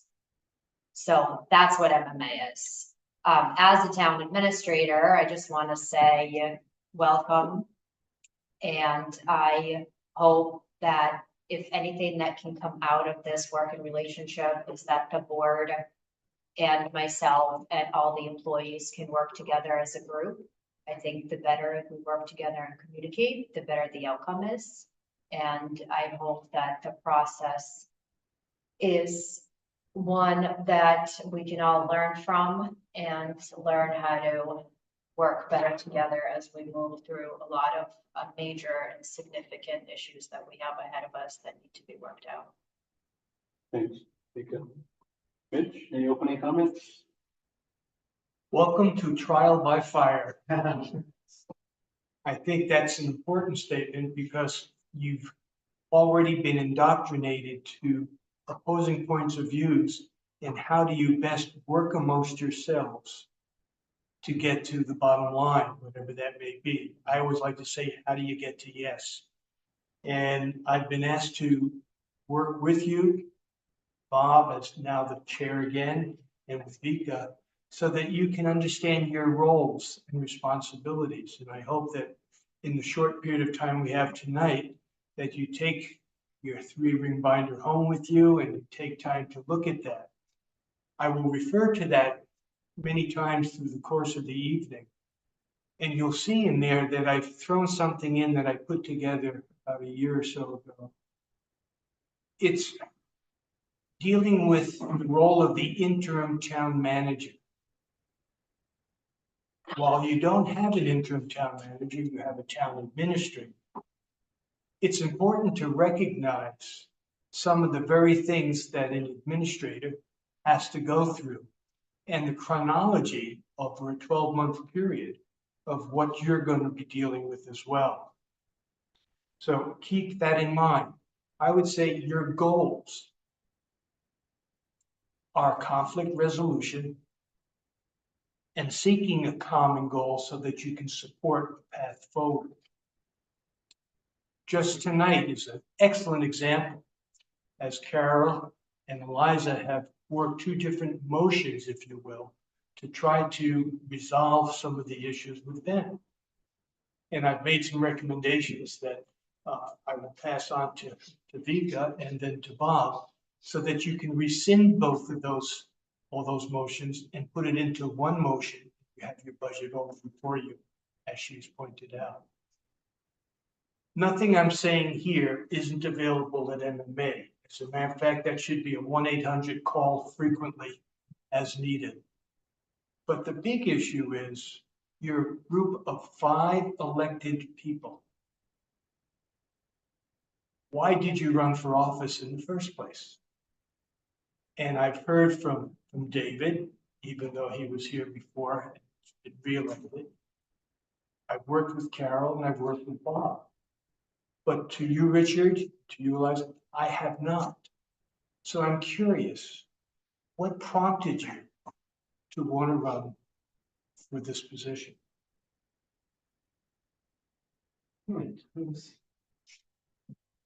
I just love this community.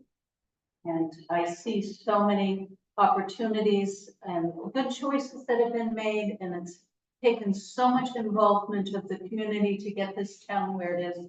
And there's so much talent that is available. And so it really is based on a dedication to this community, and also seeing how important the work of the Board of Selectmen is for the town and for supporting our town administrator. And I was on the board for 5 years of the recreation center, loved getting things done, felt very successful in getting those things done, and I'd like to continue that at this level. So that's what brought me. And I'm pleased with the quality of experience on this board as well. So, and one concern that I have is, as a volunteer in this community, there's so much reliance upon volunteers in this community, and it's overwhelming to so many people, the burden of being a volunteer in a committee and a board. And I think that's an issue that I'd like to see addressed at some point. Because so much of the work of what needs to be done to make this town successful and to move forward can't continue to rely upon volunteer boards. Okay, Thank you. please. Yes, I ran for office. I think, I see a lot of concerns, needing to be addressed by the town.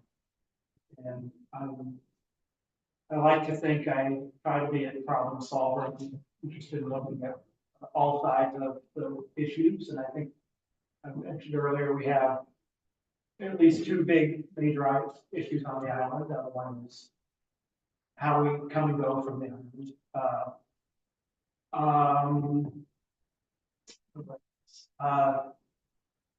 I feel like I'm not from here, way, but I've lived here off and on since 2013. I've been coming here since 2000, but I've lived here full time since 2020. I feel like I'm here just long enough to understand the community a little bit better when I became full-time in 2020. Let me know. It was like, it was too soon. I feel like I'm starting to know the characters, the people, the issues. I feel like I'm been here just long enough to grasp what the whole scenario is and make a difference. Last time I ran for elected office was in ninth grade. And I lost. So, yeah. Fair statement. I think that, do you all understand my role? It's a good point. After I asked you the cost, I realized I should have been. That's quite all right. I've spent most of my life professionally. I graduated from Springfield College, bachelor's and master's in public recreation and parks administration. And after several years in Berlin, New Hampshire, of being their superintendent of recreation and parks, I became their city manager. And I moved from there after 15 more years and came down to Gray. I'm sorry, I went over to Vermont and then decided that was not a fit and submitted my resignation and came down to Gray, Maine. And from there, I went to Bridgeton, again as a town manager. Retired in 2014 and said, I'm done. Only to realize 2015 that there was still more to be done. And I've worked in about a dozen different communities since then, doing what I'm doing with you now. And that is identifying your roles, trying to create a teamwork, learning how to respect no and how to get to yes, without disenfranchising 5 people who were elected to run the business, to make the policies, but not necessarily to implement the policies. That job belongs to the town administrator. And I find many times people believe that they were elected to not only make the policy, but to make sure it's implemented themselves correctly. And that's the Lone Ranger syndrome that sometimes happens. It's not very effective. It's okay to not agree with your partners. It's not okay to just simply be obstinate and have a personal agenda. So over the course of just a few minutes tonight, you're going to be indoctrinated to a lot more opportunity, what it takes to really be a public service individual who's elected. And I think that you're very fortunate because you have a town administrator who has grown immensely in the very short time that I've been here, not because of me, but because of her ability to work with you folks and you folks working with the town administrator.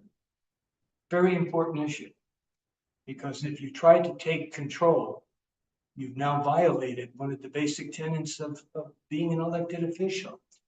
You are responsible, you are authorized, but you delegate and you make the policies that are necessary or by recommendation and move forward from there. And I think that's an important issue that some people have a difficulty with. They become one issue focused. You've got an island that is a community that goes from 350, 400 people in the winter to 2,000 plus in the summer. Very unique circumstances. You've got a planning board that has got to redo their vision and their comprehensive plan, because what happened 20 and 30 and 40 years ago is going to repeat itself again and again and again.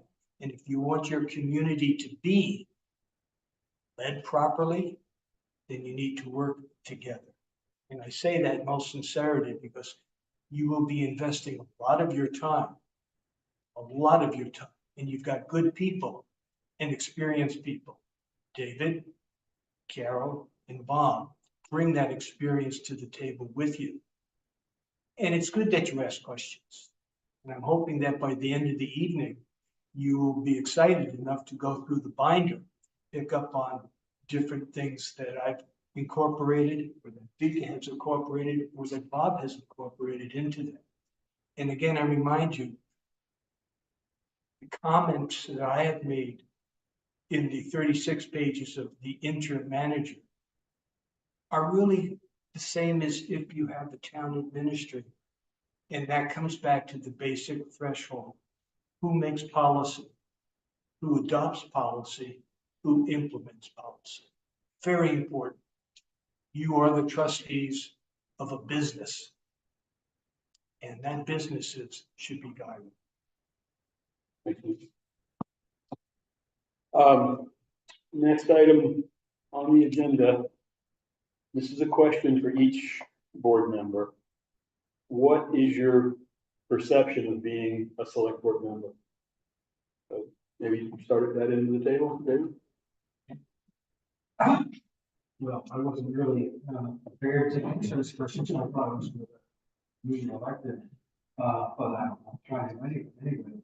Perception of being an elected board member, I really would like to just kind of echo what you're saying in terms of it's not our job to do stuff like get out and pave the road or something like that.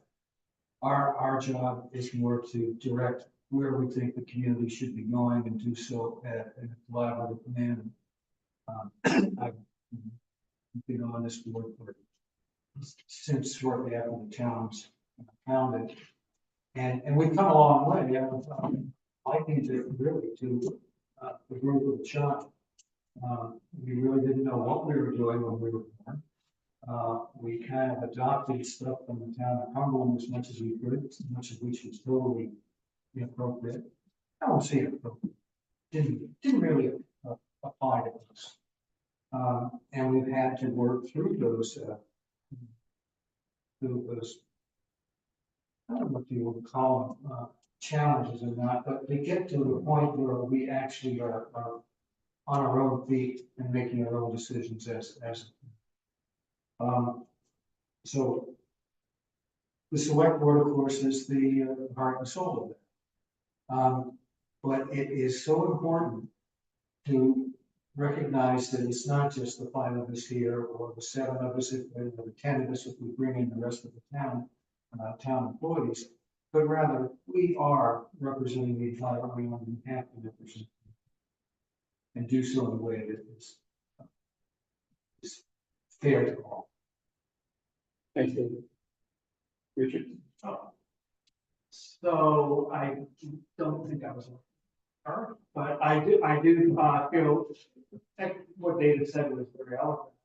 I agree with all what he said, but I feel it's the way to provide direction for the town and definitely not to do the work that the town needs to do. That's the town administrator.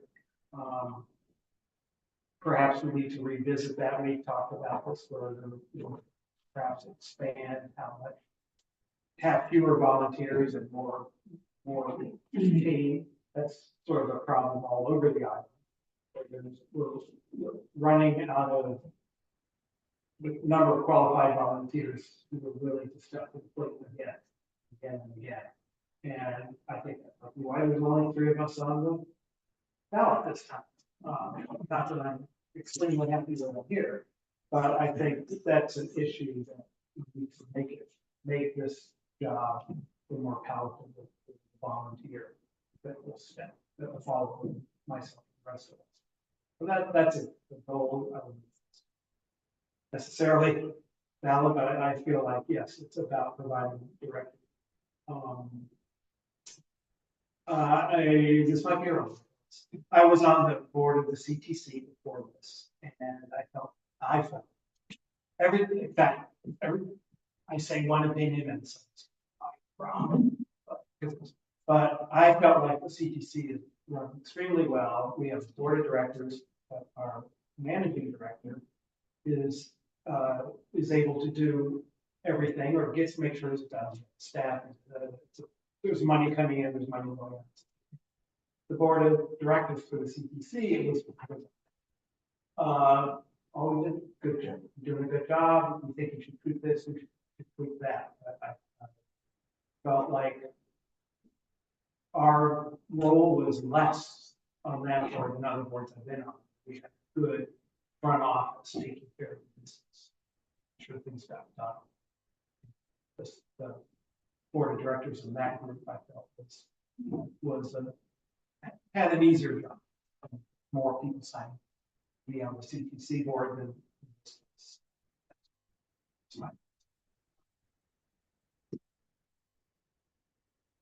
But Yeah. Yeah, I'm really appreciative of how much support we've received, and I've received as a candidate, but I think being uncontested says a lot about how the community views the role of people on the board and on the select board. It feels very weighty. And so I want to say thank you for this notebook because it answers a lot of questions about how things are made, because as a community member, I would like the town to carry out these responsibilities. I don't want to do that. And that was really helpful to read that. You know, so often as I was in the audience and hearing things being discussed, I would hear you say, Vika, well, when I get to that, or I often heard you refer to other things that needed to get done when you were asked to do things. And I look forward to hearing how can we support how can we make that easier to get things done for you? I think I've heard that quite a bit.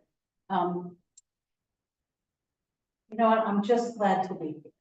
And I hope I'm going to be a good student on how to make valuable contributions and understand the rules of how things go, and appreciating it if I'm stumbling along, getting reminders on how to do things, and I hope to hit the learning curve really well. So this was a good start.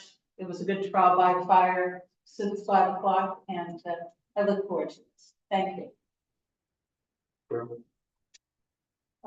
Not to repeat anything, I guess the few things I would add is, I think one of the responsibilities of the select board is making, helping make decisions about the financial aspects of the town in terms of, developing the budget, proposing that to the community. And it's our we're fiduciary, we're responsible for the finances of the town ultimately, because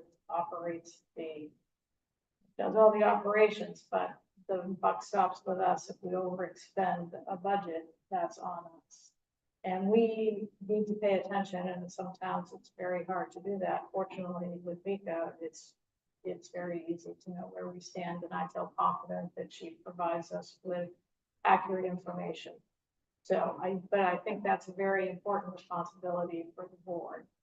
And then I think another sort of intrinsic, the thing that I've been hearing a little bit just from the other members,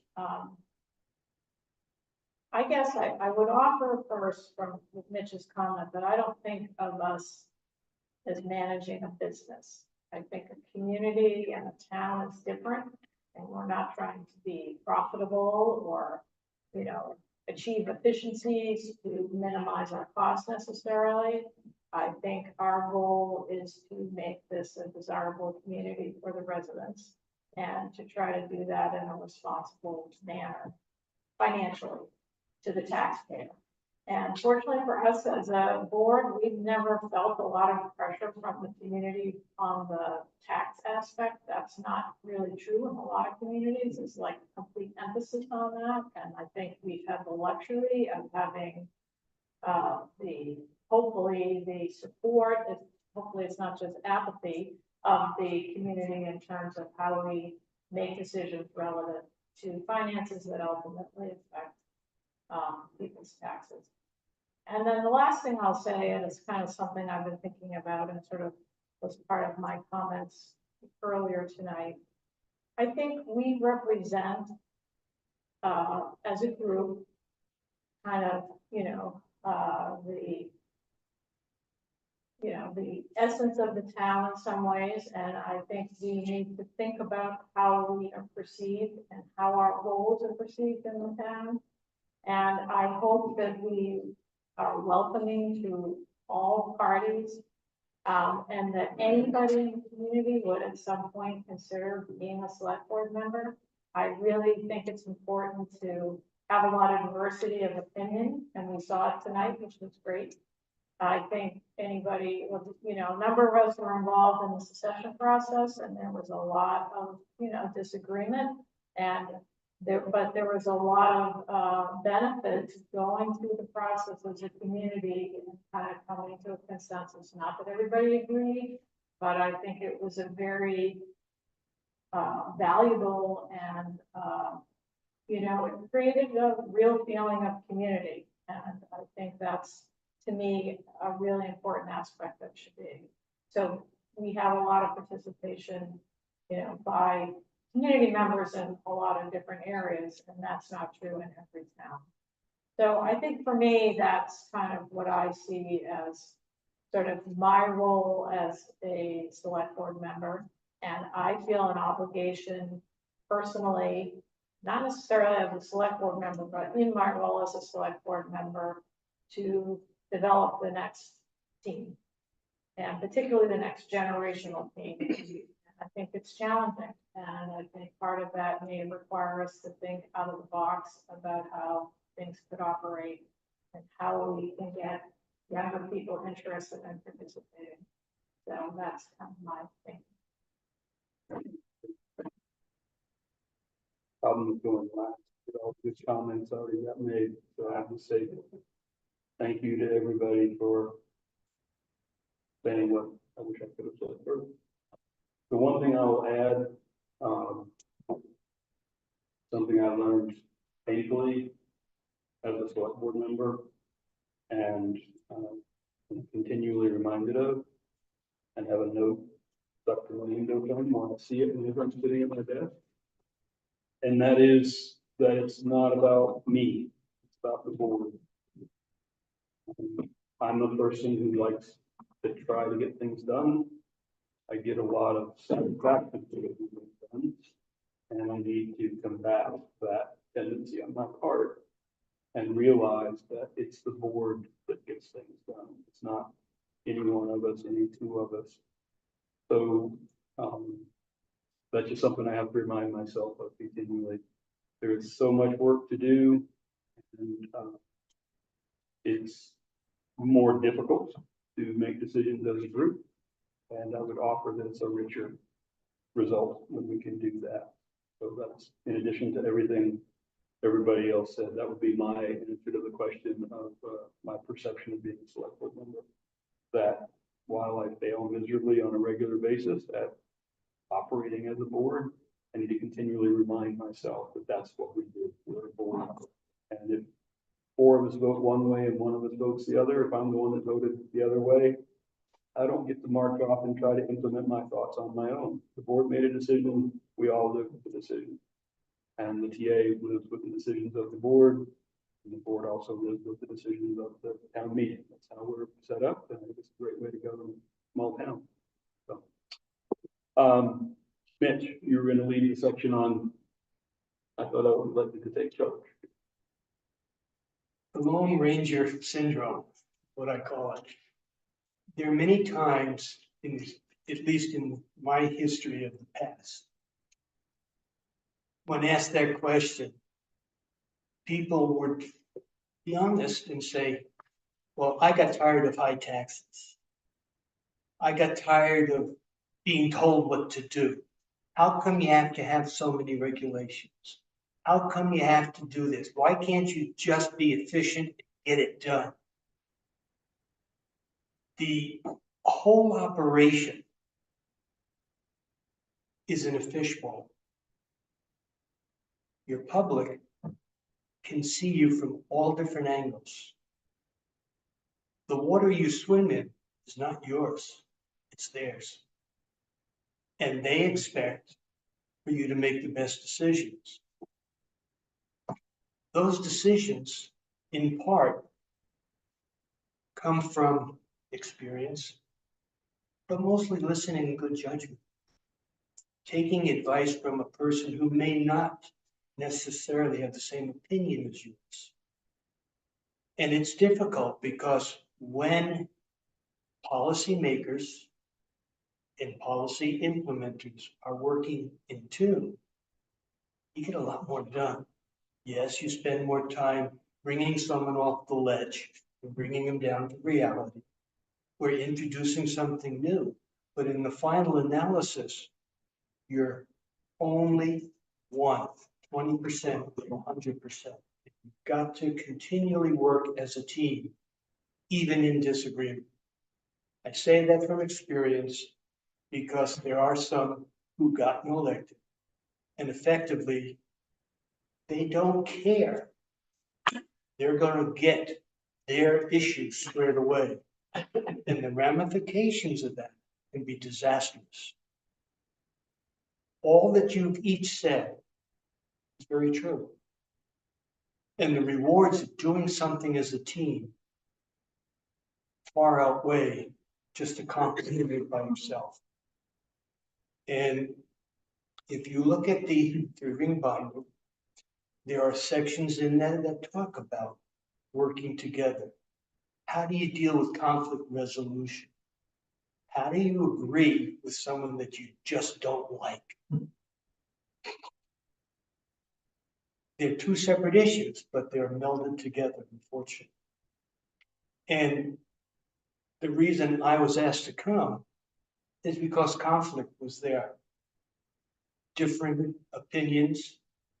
And if you ask the three members who are still or were serving on the board back in May of this year, they will be honest with you and tell you that things have been much smoother, not easily done, but working carefully to get things done on behalf of the community. And that's really the ultimate goal of what government does. It's a set of rules and regulations that are handed down from Augusta. And you should look at those carefully. And I say, keep the MMA number, the 800 number online, because you will use it a lot. Tonight, and in the binder, we won't read it word for word, but there are many different aspects of your role. When you leave here tonight, some will say, well, we can do something different about the barging. Or I disagree with the way they were talking about barging. Or another location. But in reality, you're also meeting with your friends, your neighbors, your relatives who are on the island. They have expectations. And you're put into the squeeze. Are you going to represent their point of view? Or are you trying to build consensus to get to something better overall for the whole island? Barging's a great example. I've been witnessing that now just in a short period of time. It's not an easy solution, but there is a solution to it. It may not be likable by 100%. And hopefully it'll be more than just 51%. So with that, I want to encourage you to look at that binder more carefully. And when I say rules and regulations, that's what they are. To some degree, they're actually laws, the statutes of the state of Maine. And what we will talk about a little bit, we won't read it verbatim, is how do you conduct yourself at meetings? How do you conduct yourself outside of meetings? How do we communicate? Our purchasing policies, establishing a group for board priorities, and avoiding the Lone Ranger effect. But one of the biggest issues that I think of recent times is the recognition that you work in a fishbowl and the freedom of access, the Sunshine Law, is very true. You're doing the bidding of your local government, and the public has the right to know how you arrive at those things, absent of personnel and legal issues. And I think if you get a moment tomorrow or this weekend, go to the MMA website and review that carefully. Far more intense than what I just elaborated on. But in the final analysis, your chair, Carol, and David are already accustomed to the fact that if you're at a social event on the island and three of you there, don't know if we sit at the same table. Because that can be perceived as the conduct of the meeting. And that's one of the things you've given up by being an elected official. It's hard sometimes to recognize and tell your neighbor why you can't necessarily support their point of view, but you may be put in that position. And working behind the scenes sometimes can be effective. But it's disingenuous when you're talking about the other 4 people on the board who've been working to get to a better position, whether it be a policy or a procedure. So with that in mind, Bob, if you would. I think we're at item 4 now. Yes, sir. Yeah. How do we make this work? So I made a couple more notes on my copy of the agenda as we were going on tonight. Just some very basic things. One, and one of our policies discuss how we follow Robert's Rules of Order in these meetings. Meetings in many communities have gotten more contentious. Many of them make us look like Mother Teresa when it comes to meetings and behaviors. But we have agreed to follow Robert's Rules of Orders. And I would say we've done that historically loosely defined, not we, this board, but boards along the way.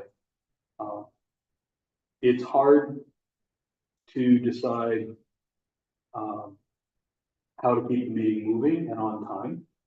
It's hard to decide is it time to move the meeting along so that we're not going home at 10:30 at night versus postponing many items to the next meeting. How do we get everything done that's on our list of agenda items? But just a couple of real basic things.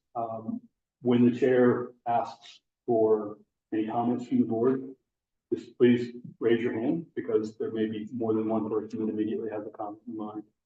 And then let the chair recognize you to make that comment. If you want to engage with someone in the audience, whether they're a member of the public or a member of another committee, before just talking to them, please ask the chair if you can do that. I learned that the hard way, having stepped on my toes a whole bunch of times, but I've watched Mark. Mark was very, very good at conducting himself in a way that was respectful to the community, respectful to all the other members of the board now. So just keep those in mind and realize you're going to make mistakes. We all make mistakes and screw up, but forgive yourselves and the other board together. Another thing that just came up relative to what Mitch said, Maine Municipal Association, once you have a login there are tons of pages that are open to you. And I think what you have to do to get a login is to call them up and tell them you're a new select board member of the town of Shabig. I think they will already know that you can call to get that. But just remember that you need to log in to get to the full depth of what's available to members. There's a lot in that website. It's hard to find. Mitch was on a page that I'd never seen before. And someone who was with us briefly mentioned a page of interim town administrators and consultants who could help. How we came across Mitch, but I'd never seen that page before that person mentioned it. So moving down the list, those were just random items that I wrote down to. The code of conduct. So I guess as a result of some of the conflict in meetings and amongst folks who we would hope would work together well last fall, the board decided that we would draft a code of conduct. And we went about it in a way that is fairly, I would say fairly standard of how different members might take an assignment and then bring it back to the board. In this case, one member took suggestions from other board members, looked at the code of conduct as published with other towns, worked, I believe, with Mitch, and then came up with a draft. But this was a code of conduct that would apply to all the boards. So the next step was to share that draft, carefully labeled as a draft, with all the other board chairs that they could discuss with their boards. And those board chairs came back with several questions. How is this enforced and things like that. So it's not finished yet. It's still in process, getting that finished. But the code of conduct simply says how we will work together as a board, how we will work with the public, and how other boards will work on those two topics as well. There is a copy of the draft in your manual. And the person who has let it language too long and not gotten it done is me. So we'll try to get point on that again this summer now that the dust has settled a bit. Communications policy is very important. If you haven't already seen it on the town's website, there's under, I think, town documents, there's a section of policies. And I find something new every time I read through them again. And I've tried over and over. There's a lot in there. But communications is important, not just from a community standpoint, or from the standpoint of the board functioning together well, but also from a legal standpoint. That's part of the reason why the MMA, the Freedom of Information Act training at Maine Municipal is so important. We've talked about updating our communications policy. It has some elements that were written by Maine Municipal 30 years ago. A lot has changed with communications since then. Some of the basics are when communicating with the town administrator, it's best to communicate via email. Text is not the favorite choice. If you just need a quick, I'm going to be 10 minutes late for the meeting we scheduled, I would offer that that's probably okay in the form of a text, but anything of substance, anything that's town business is in email. And usually, unless there's a specific reason not to, all board members are privy to all emails. I mean, you have to decide, am I just boring everybody else with a piece of information that's not germane, that's interim in a process that I'm going to update everybody on once the two of us who are working together, in the case of David and Richard, they'll probably have emails amongst themselves, but as they get to a point of interim finality, I'll call it, then they'll want to include the whole board. That's what the communications policy is all about, in terms of inter-board relationships, how we communicate with the town administrator, and how we communicate in a way that we don't get in trouble with, all the way up to Freedom of Information.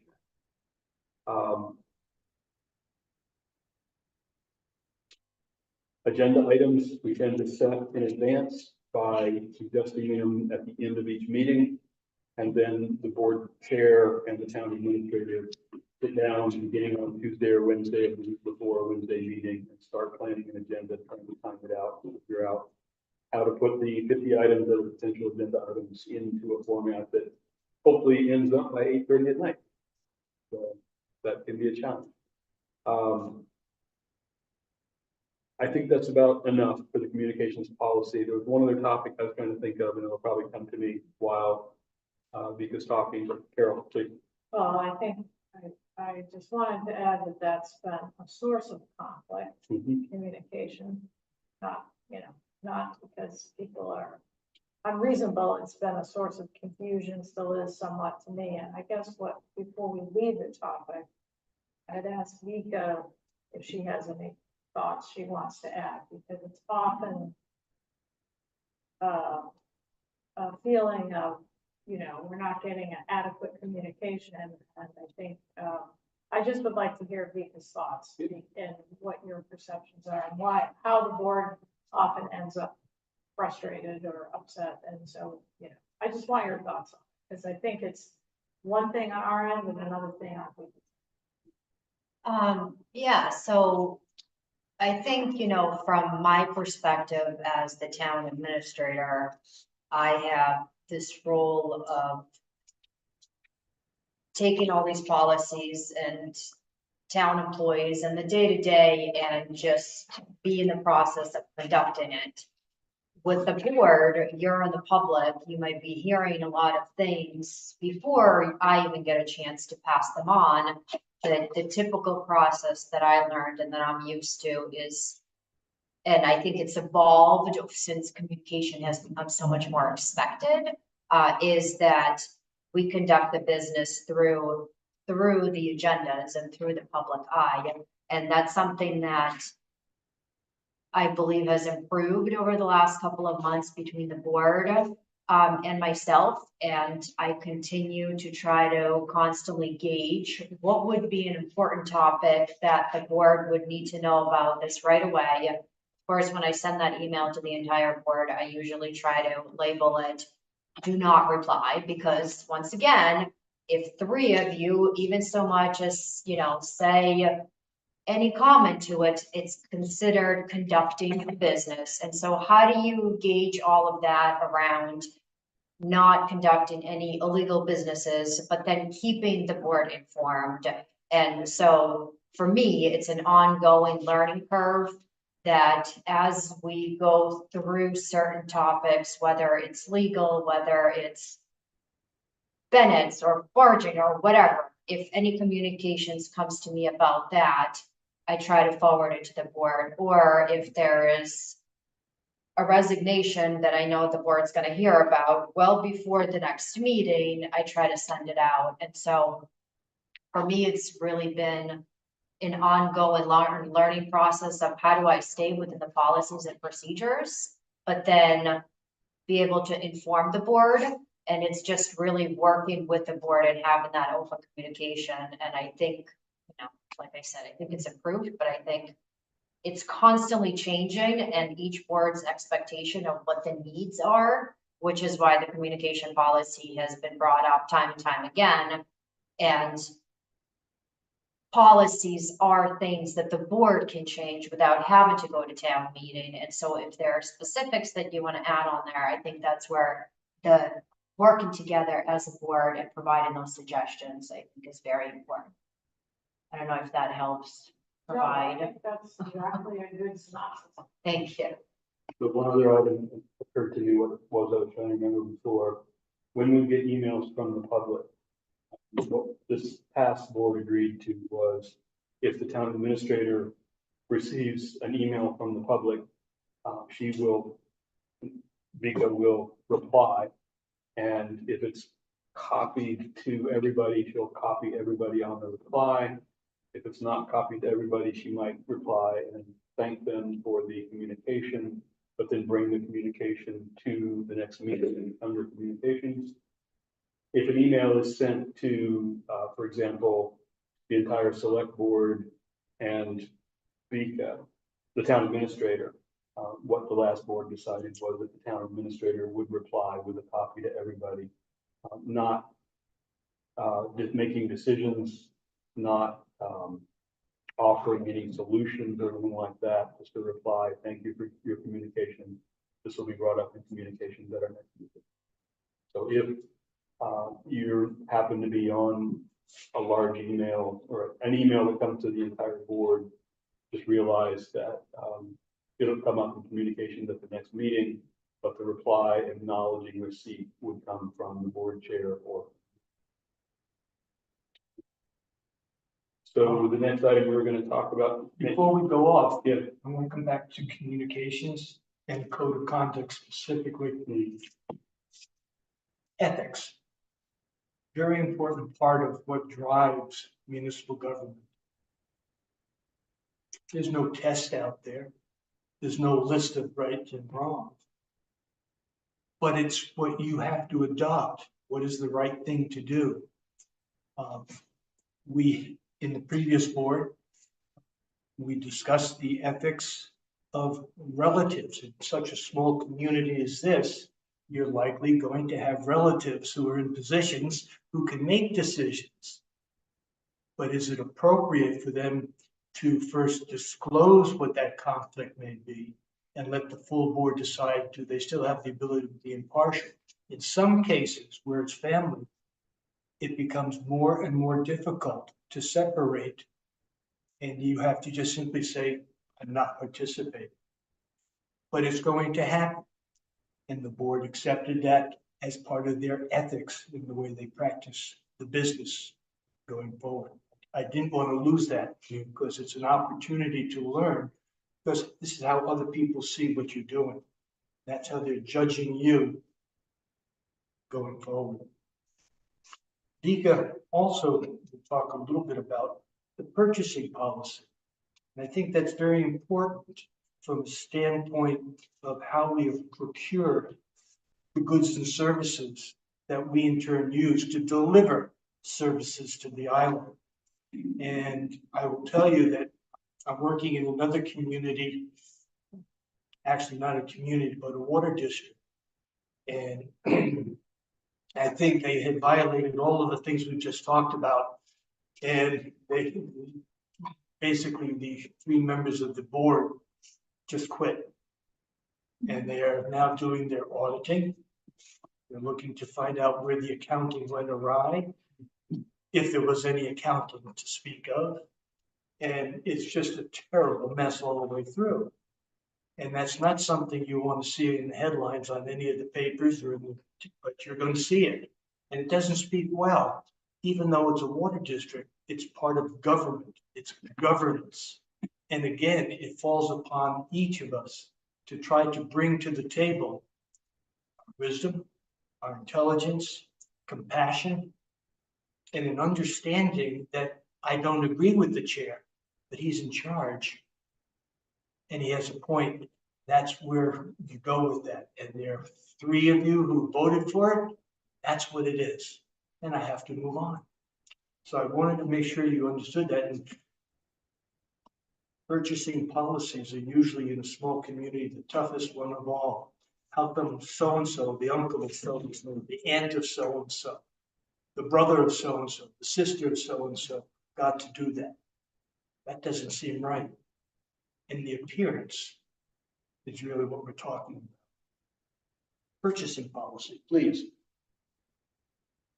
So as a town, right now, we don't have a policy similar to communication policy or other policies that we have that outlines who, how much, and what. There is a combination of different areas where all of it kind of comes together. So in town meeting, there's a motion that authorizes the select board to be able to, I think this last one was get rid of or purchase, get rid of things if they don't exceed $10,000. And if they're above that, then it's a town meeting vote and it's a decision on the behalf.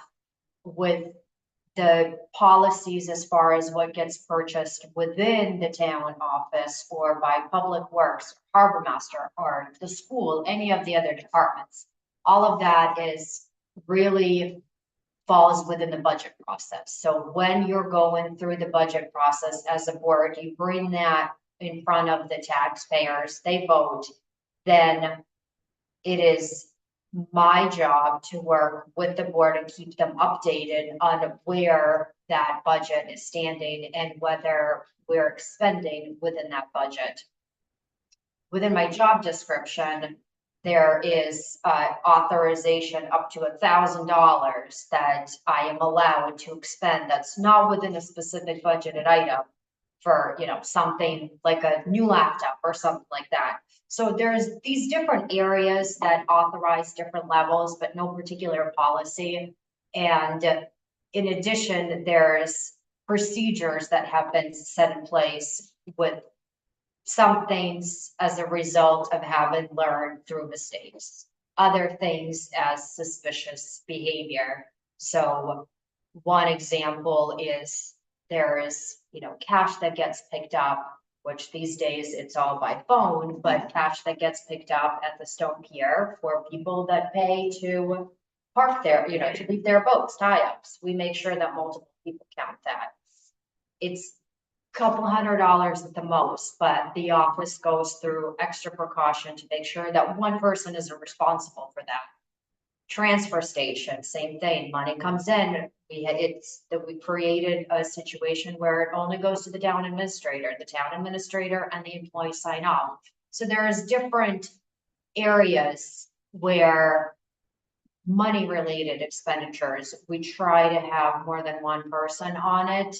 But I do believe that moving forward, a policy similar to some of the other ones that are in place would be helpful for the public to know what are the authorities of the board, of the town administrator, of department heads, whatever it is, for new members coming in to have an idea of what the process is, and for somebody that's in my position or other positions to know of what are you required and what do you have to follow?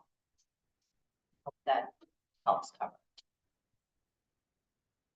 I think you're beginning to recognize local government. And that's all we're talking about, but it applies to all levels of government. There are rules, regulations that are just constantly going forward. Conflict exists. You've got to try to ferret out, but still do the right thing for the right reasons. One of the, Carol, please. Before we leave that topic, I should want to be sure the new board members are aware that we did actually have issue where we had a town employee in February, May. Yep. The town funds. And so it has happened in here last year. Wasn't a huge problem financially, but it was, and I don't know the details, to be honest.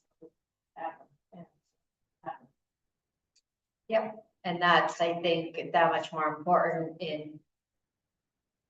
for me at least, in such a small office where there's only a couple of us, to have multiple people on it.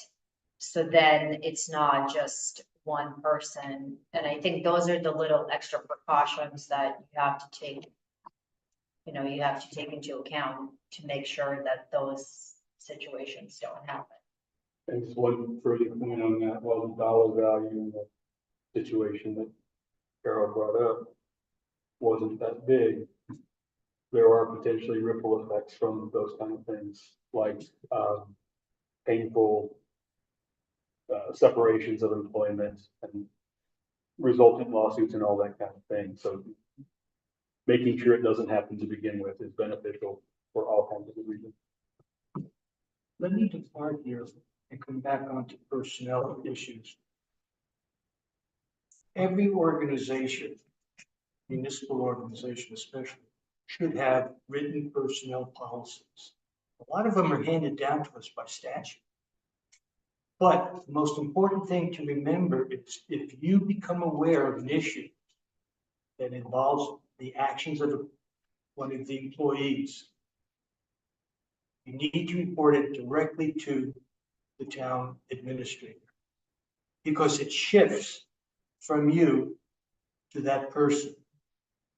And the town administrator will go through the process of investigation, validation, correction if needed, rehabilitation if needed, or termination if necessary. But with termination, you will then get filled in an executive session. And the reason for that is none of this becomes public, other than Mitch was let go from the town. He's no longer working at the town. Personnel matters. As much as you want to get your fingers into the juice, you immediately report it to the town administrator. If you, on your own, pursue an issue, you're violating your oath of office and certainly the policies. And because you have a very sharp town administrator, doesn't take things lightly, you're in a better position for it. One variant on that I'll bring up is because I've experienced it and I suspect others here have as well. If a town employee approaches you and wants to share their thoughts and their frustrations, I hear you, but you need to talk to the town administrator. Is the appropriate response. Anything. I have a better idea of how to do this. I'm not being treated fairly, anything like that. They need to go back to their town. Oh, Yeah. oh, Yes. Yeah. No, important. It all gets dumped on her desk. yes. Mitch, you were gonna take it back to purchasing policy or? purchasing policies where we believe that you do need a written policy going forward. Many communities have them now. And Vika gave a good example that her authority, without your approval, is up to X dollars.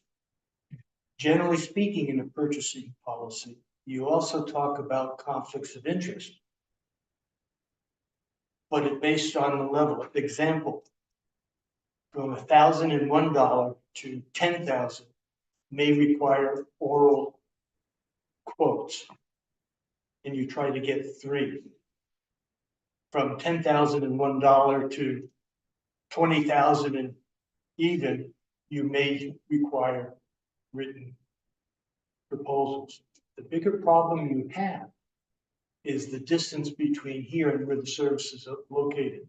If you're coming off island from the mainland, you're going to be paying more for a lot of that. Someone comes up to you who lives on the island and says, I can do it for half the price, but never gives you a written. Those kinds of things start raising issues of the quality of your decision-making ultimately. And I think if we can get to a written purchasing policy, you'll be far better off. There are many communities that have them already, and they're that simple. But it comes back to, but I've been a taxpayer, I've been an islander for all my life, my family's been here. I can do that electrical work without a problem. You don't need to go out. Not necessarily so, because someone's going to say, well, why can't I do that? And before you know it, things go awry. You as a board have the god-awful task of setting priorities. Some of them are thrown upon you. We had that discussion earlier tonight. You inherited that. It needs to get resolved. But you as a board will have to take some time this summer and identify what your priorities are. Short term, meaning the next fiscal year.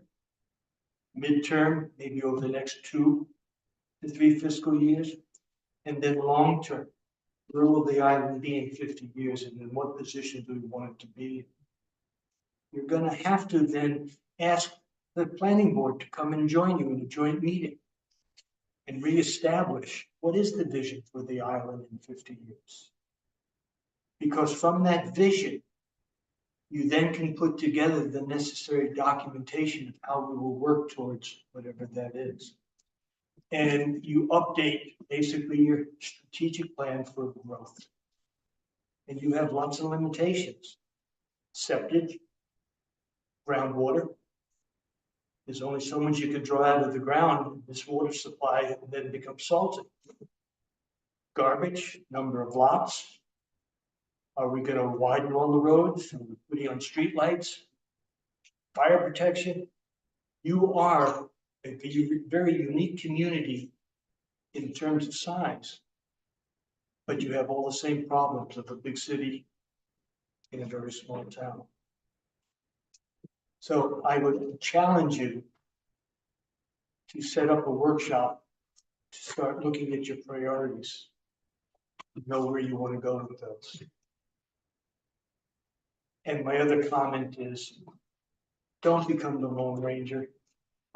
There are 4 others on the board. They want to work with you, even if you disagree on an issue. Don't become the Lone Ranger. You may win the battle, but not the one.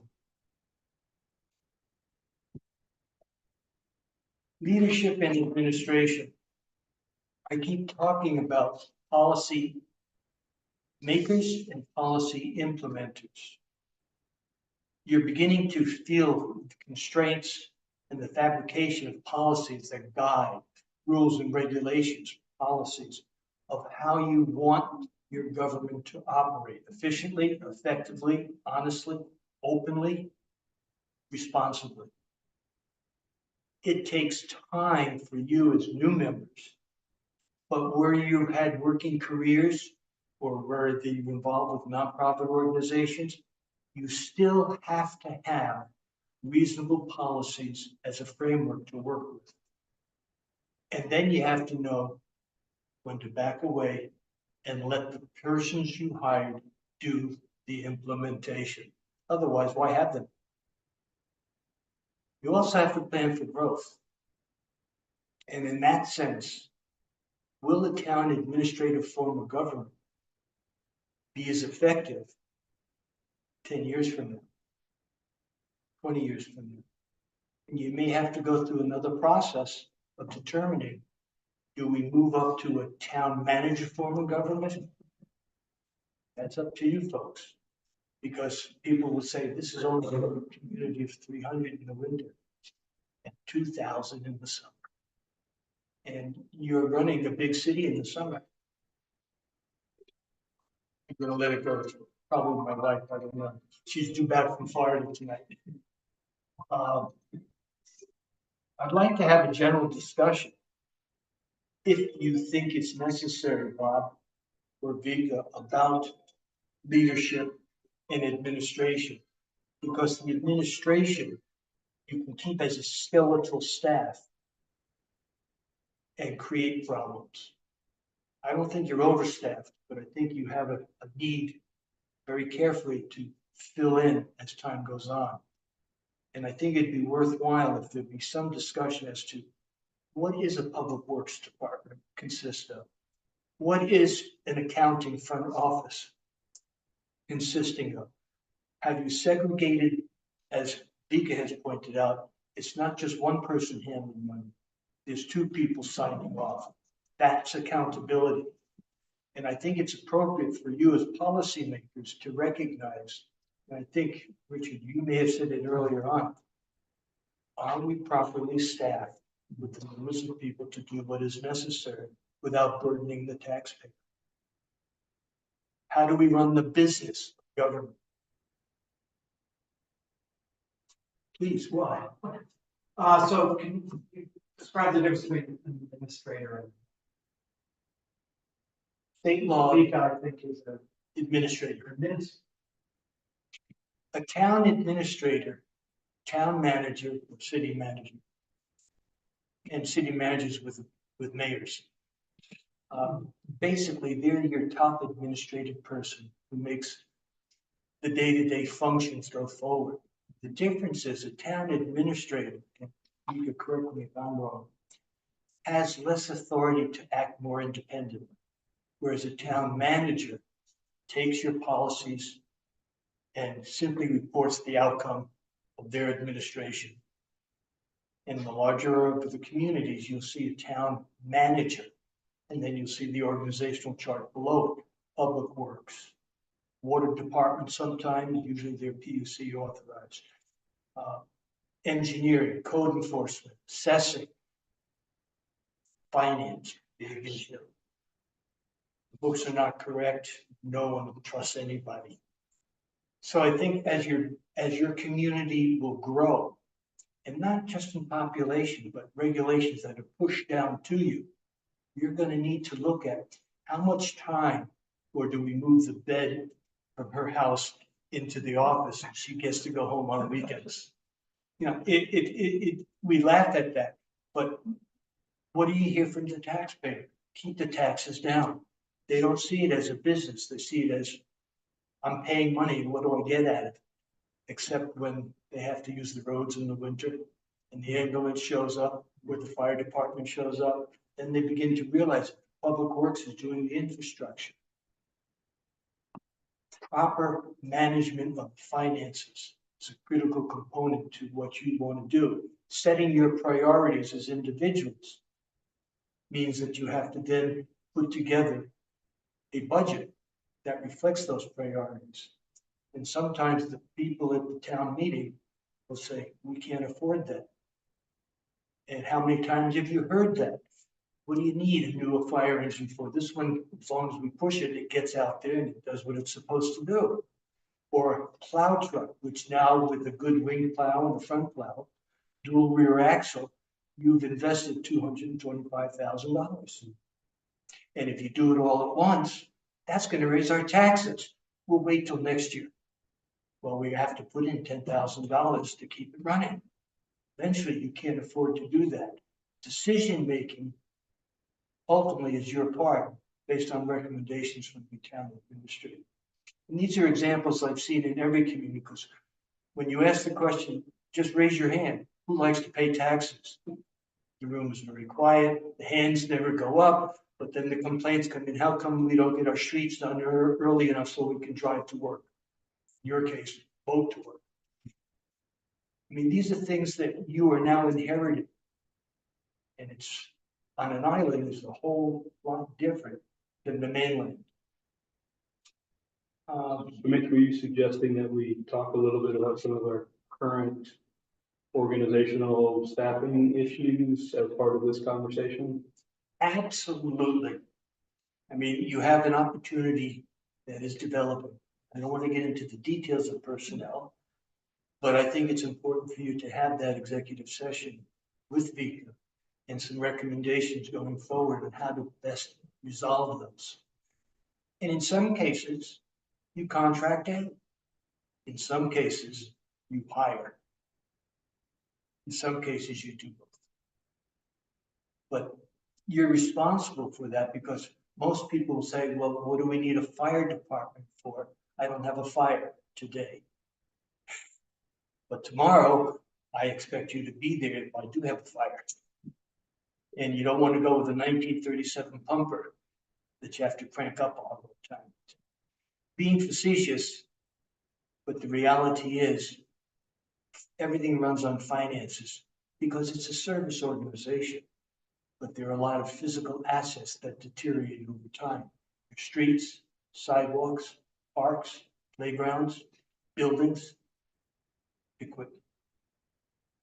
And one thing Mitch touched on there that will show up, you've already seen it, I'm sure, in your manual, but it'll take a while to sink in.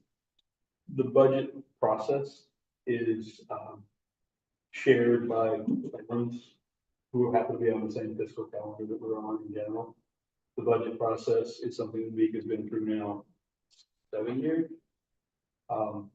It's always subject to improvement, but and one improvement that we're talking about this year is adding a finance committee if you can find people to staff it. But there are very specific steps within the budget process that will impact some of these things that you're talking about. Specifically, how do we pay for some of these things? What are the things that we have to find a way to pay for? How do we plan for the future with capital budgeting, all the way to bonding? Can I hitchhike on your point? The funding aspect. I've wrestled with that for years. As I said, $225,000 gets you the basic snowplow with one truck. And people are saying, why do we have to replace them after 15 years? Because it costs more to maintain them than it does anything else. But then there's the bigger issues. $50,000, $100,000 investments in your infrastructure. Why do we have to pay for that all now? So I think one of the things that I've been dealing with when I talk with elected officials is maybe there's a balance there. We should be putting money aside in reserves for a new vehicle or a bridge replacement. But it doesn't have to be the whole amount. It can be a certain amount based on the number of years of its expected lifespan. And then the other part of that comes from bonding. If you do a combination of some bonding and some reserves, the people who've been here in the past get the benefit of not having to put all of the money in at one time. And new people who are coming onto the island will then start participating in that going forward by paying off some of the bond, but also putting some money in the reserves going forward. So there are different policy issues that you become aware of, because no one likes to pay their taxes. They do it reluctantly. But if you stopped running government, you'd have a bigger problem. So that's a fire hose of information. Again, thanks to Mitch and Vika for developing the agenda. Jeff, I Just need to stamp that. I understand. Eliza just added me, hope you don't let me. share. Got a new name. Yeah. Congratulations. Anyway. Vika, yes. On that note. Yep. Just in terms of timing, where do we stand with? Do we want to keep going, wrap it up so you can catch the boat? Do we want to, I think we're at Q&A, general discussion Q&A on the agenda that you guys laid out. I think Mika's point is well taken. So Mitch can either catch the 8:15 or the, or 8:15 or the 9. It's in 15 minutes, it's 8 o'clock. 8 o'clock? So Yeah. 8 o'clock. Yeah. 9:15, I think. And he has the option of staying later tonight. Yeah. For transportation reasons, which may be complicated by the phone call that just came in. No, it's okay. Where is the board's, well, first, where I was going with the fire hose comment was to ask you guys how you're feeling about all this, and are you dying for more information, or are you drunk to? Getting overload. I'm impressed that you've taken this time to do this. Bit of a good firehouse, but I don't think, I don't think we need to miss the ball. Any questions that have come up for you guys as all this is going on? All those questions. Yeah. What's the difference between a bond and a loan? Maine, like many other municipalities in other states, has a bond bank. Usually it's in very favorable terms, not always, but usually in favorable terms. And they do a lot of the paperwork so that, other than your attorney reviewing it to make sure they're doing their diligence, it's pretty reasonable. Once in a while, the banks that you deal with for your deposits on your taxes and money that they're holding will cut you a break and give you a good loan. But will they give you a loan that will go 15 and 20 years, other than for a house? And you have to decide, it's a cost benefit analysis. When you get to that point, you should decide through Vika. She will make the contacts to both your bank and to the bond bank and see which one is the better deal for you. You go shopping, no different than if you're going to buy groceries. Historically, bond banks are very specific to what they will give out money for, and the interest rate has been lower. Last couple of years, you know, we have our succession interest is in the 2%. Our broadband is a range between 4 and like 6%. So bonding and or borrowing has just become a lot more expensive. And part of the planning horizon is looking at what bonds we have outstanding, when do they drop off, and what is the community's appetite for more bonds. Is the sense of the board that we should wrap this up and let Mitch go on the 8th and come back to our meeting on July 4th, the 3rd, I think. Yeah. Our third meeting in July. No, not 4th, 3rd, yes. Does that work for everybody? I'm flexible, whatever you want to do. You can take the pain all at once tonight, or we can spread it over 2 nights. So Mitch is available for anybody to call if you have questions. We only as a board give him direction of things to do and work on, but questions, counseling, coaching, he's been a great resource, I think, for the past board, and I think we'll continue. He's contractually tied to us now, he can't get away for a while. And how long are you contractually obligated to this town? It's not awful. I think Until, How long's the July 1, but well, in July 1, we just adopted a new we're adopting a new budget. So until we extend that appropriation of money that has been set aside to pay him, then. The last board agreed that we want to continue with Mitch, and the last board also agreed that we should leave it up to this new board to determine how many hours for what time period and that thing. So, stand corrected. He's not contractually tied to us, he's only morally tied. He's been extremely And how helpful. many hours? the last 2 months have been a little bit higher because I've been more participating.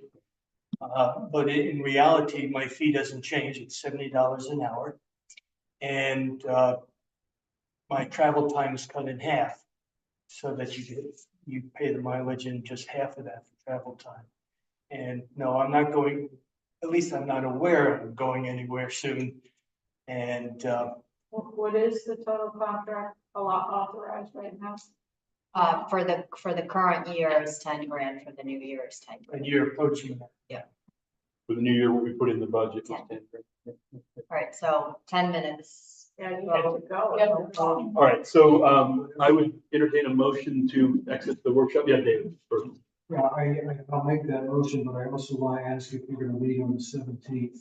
The reason I ask is it's not on the agenda, it's not on the calendar, and the broadband committee would like to have a public participation on the 17th. I think that should be discussed on the 3rd.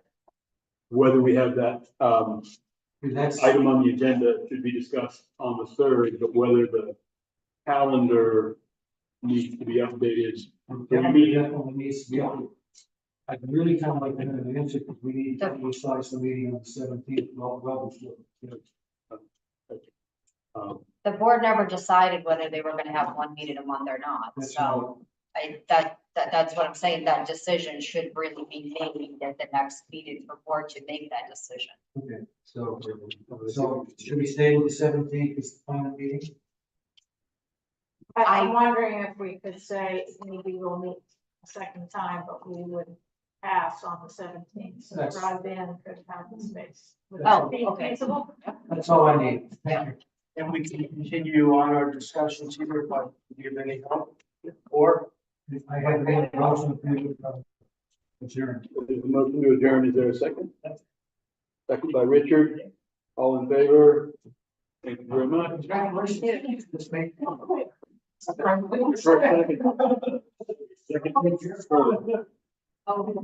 I'd like to get feedback at some point if this is helpful or if there's a different area you want to go in.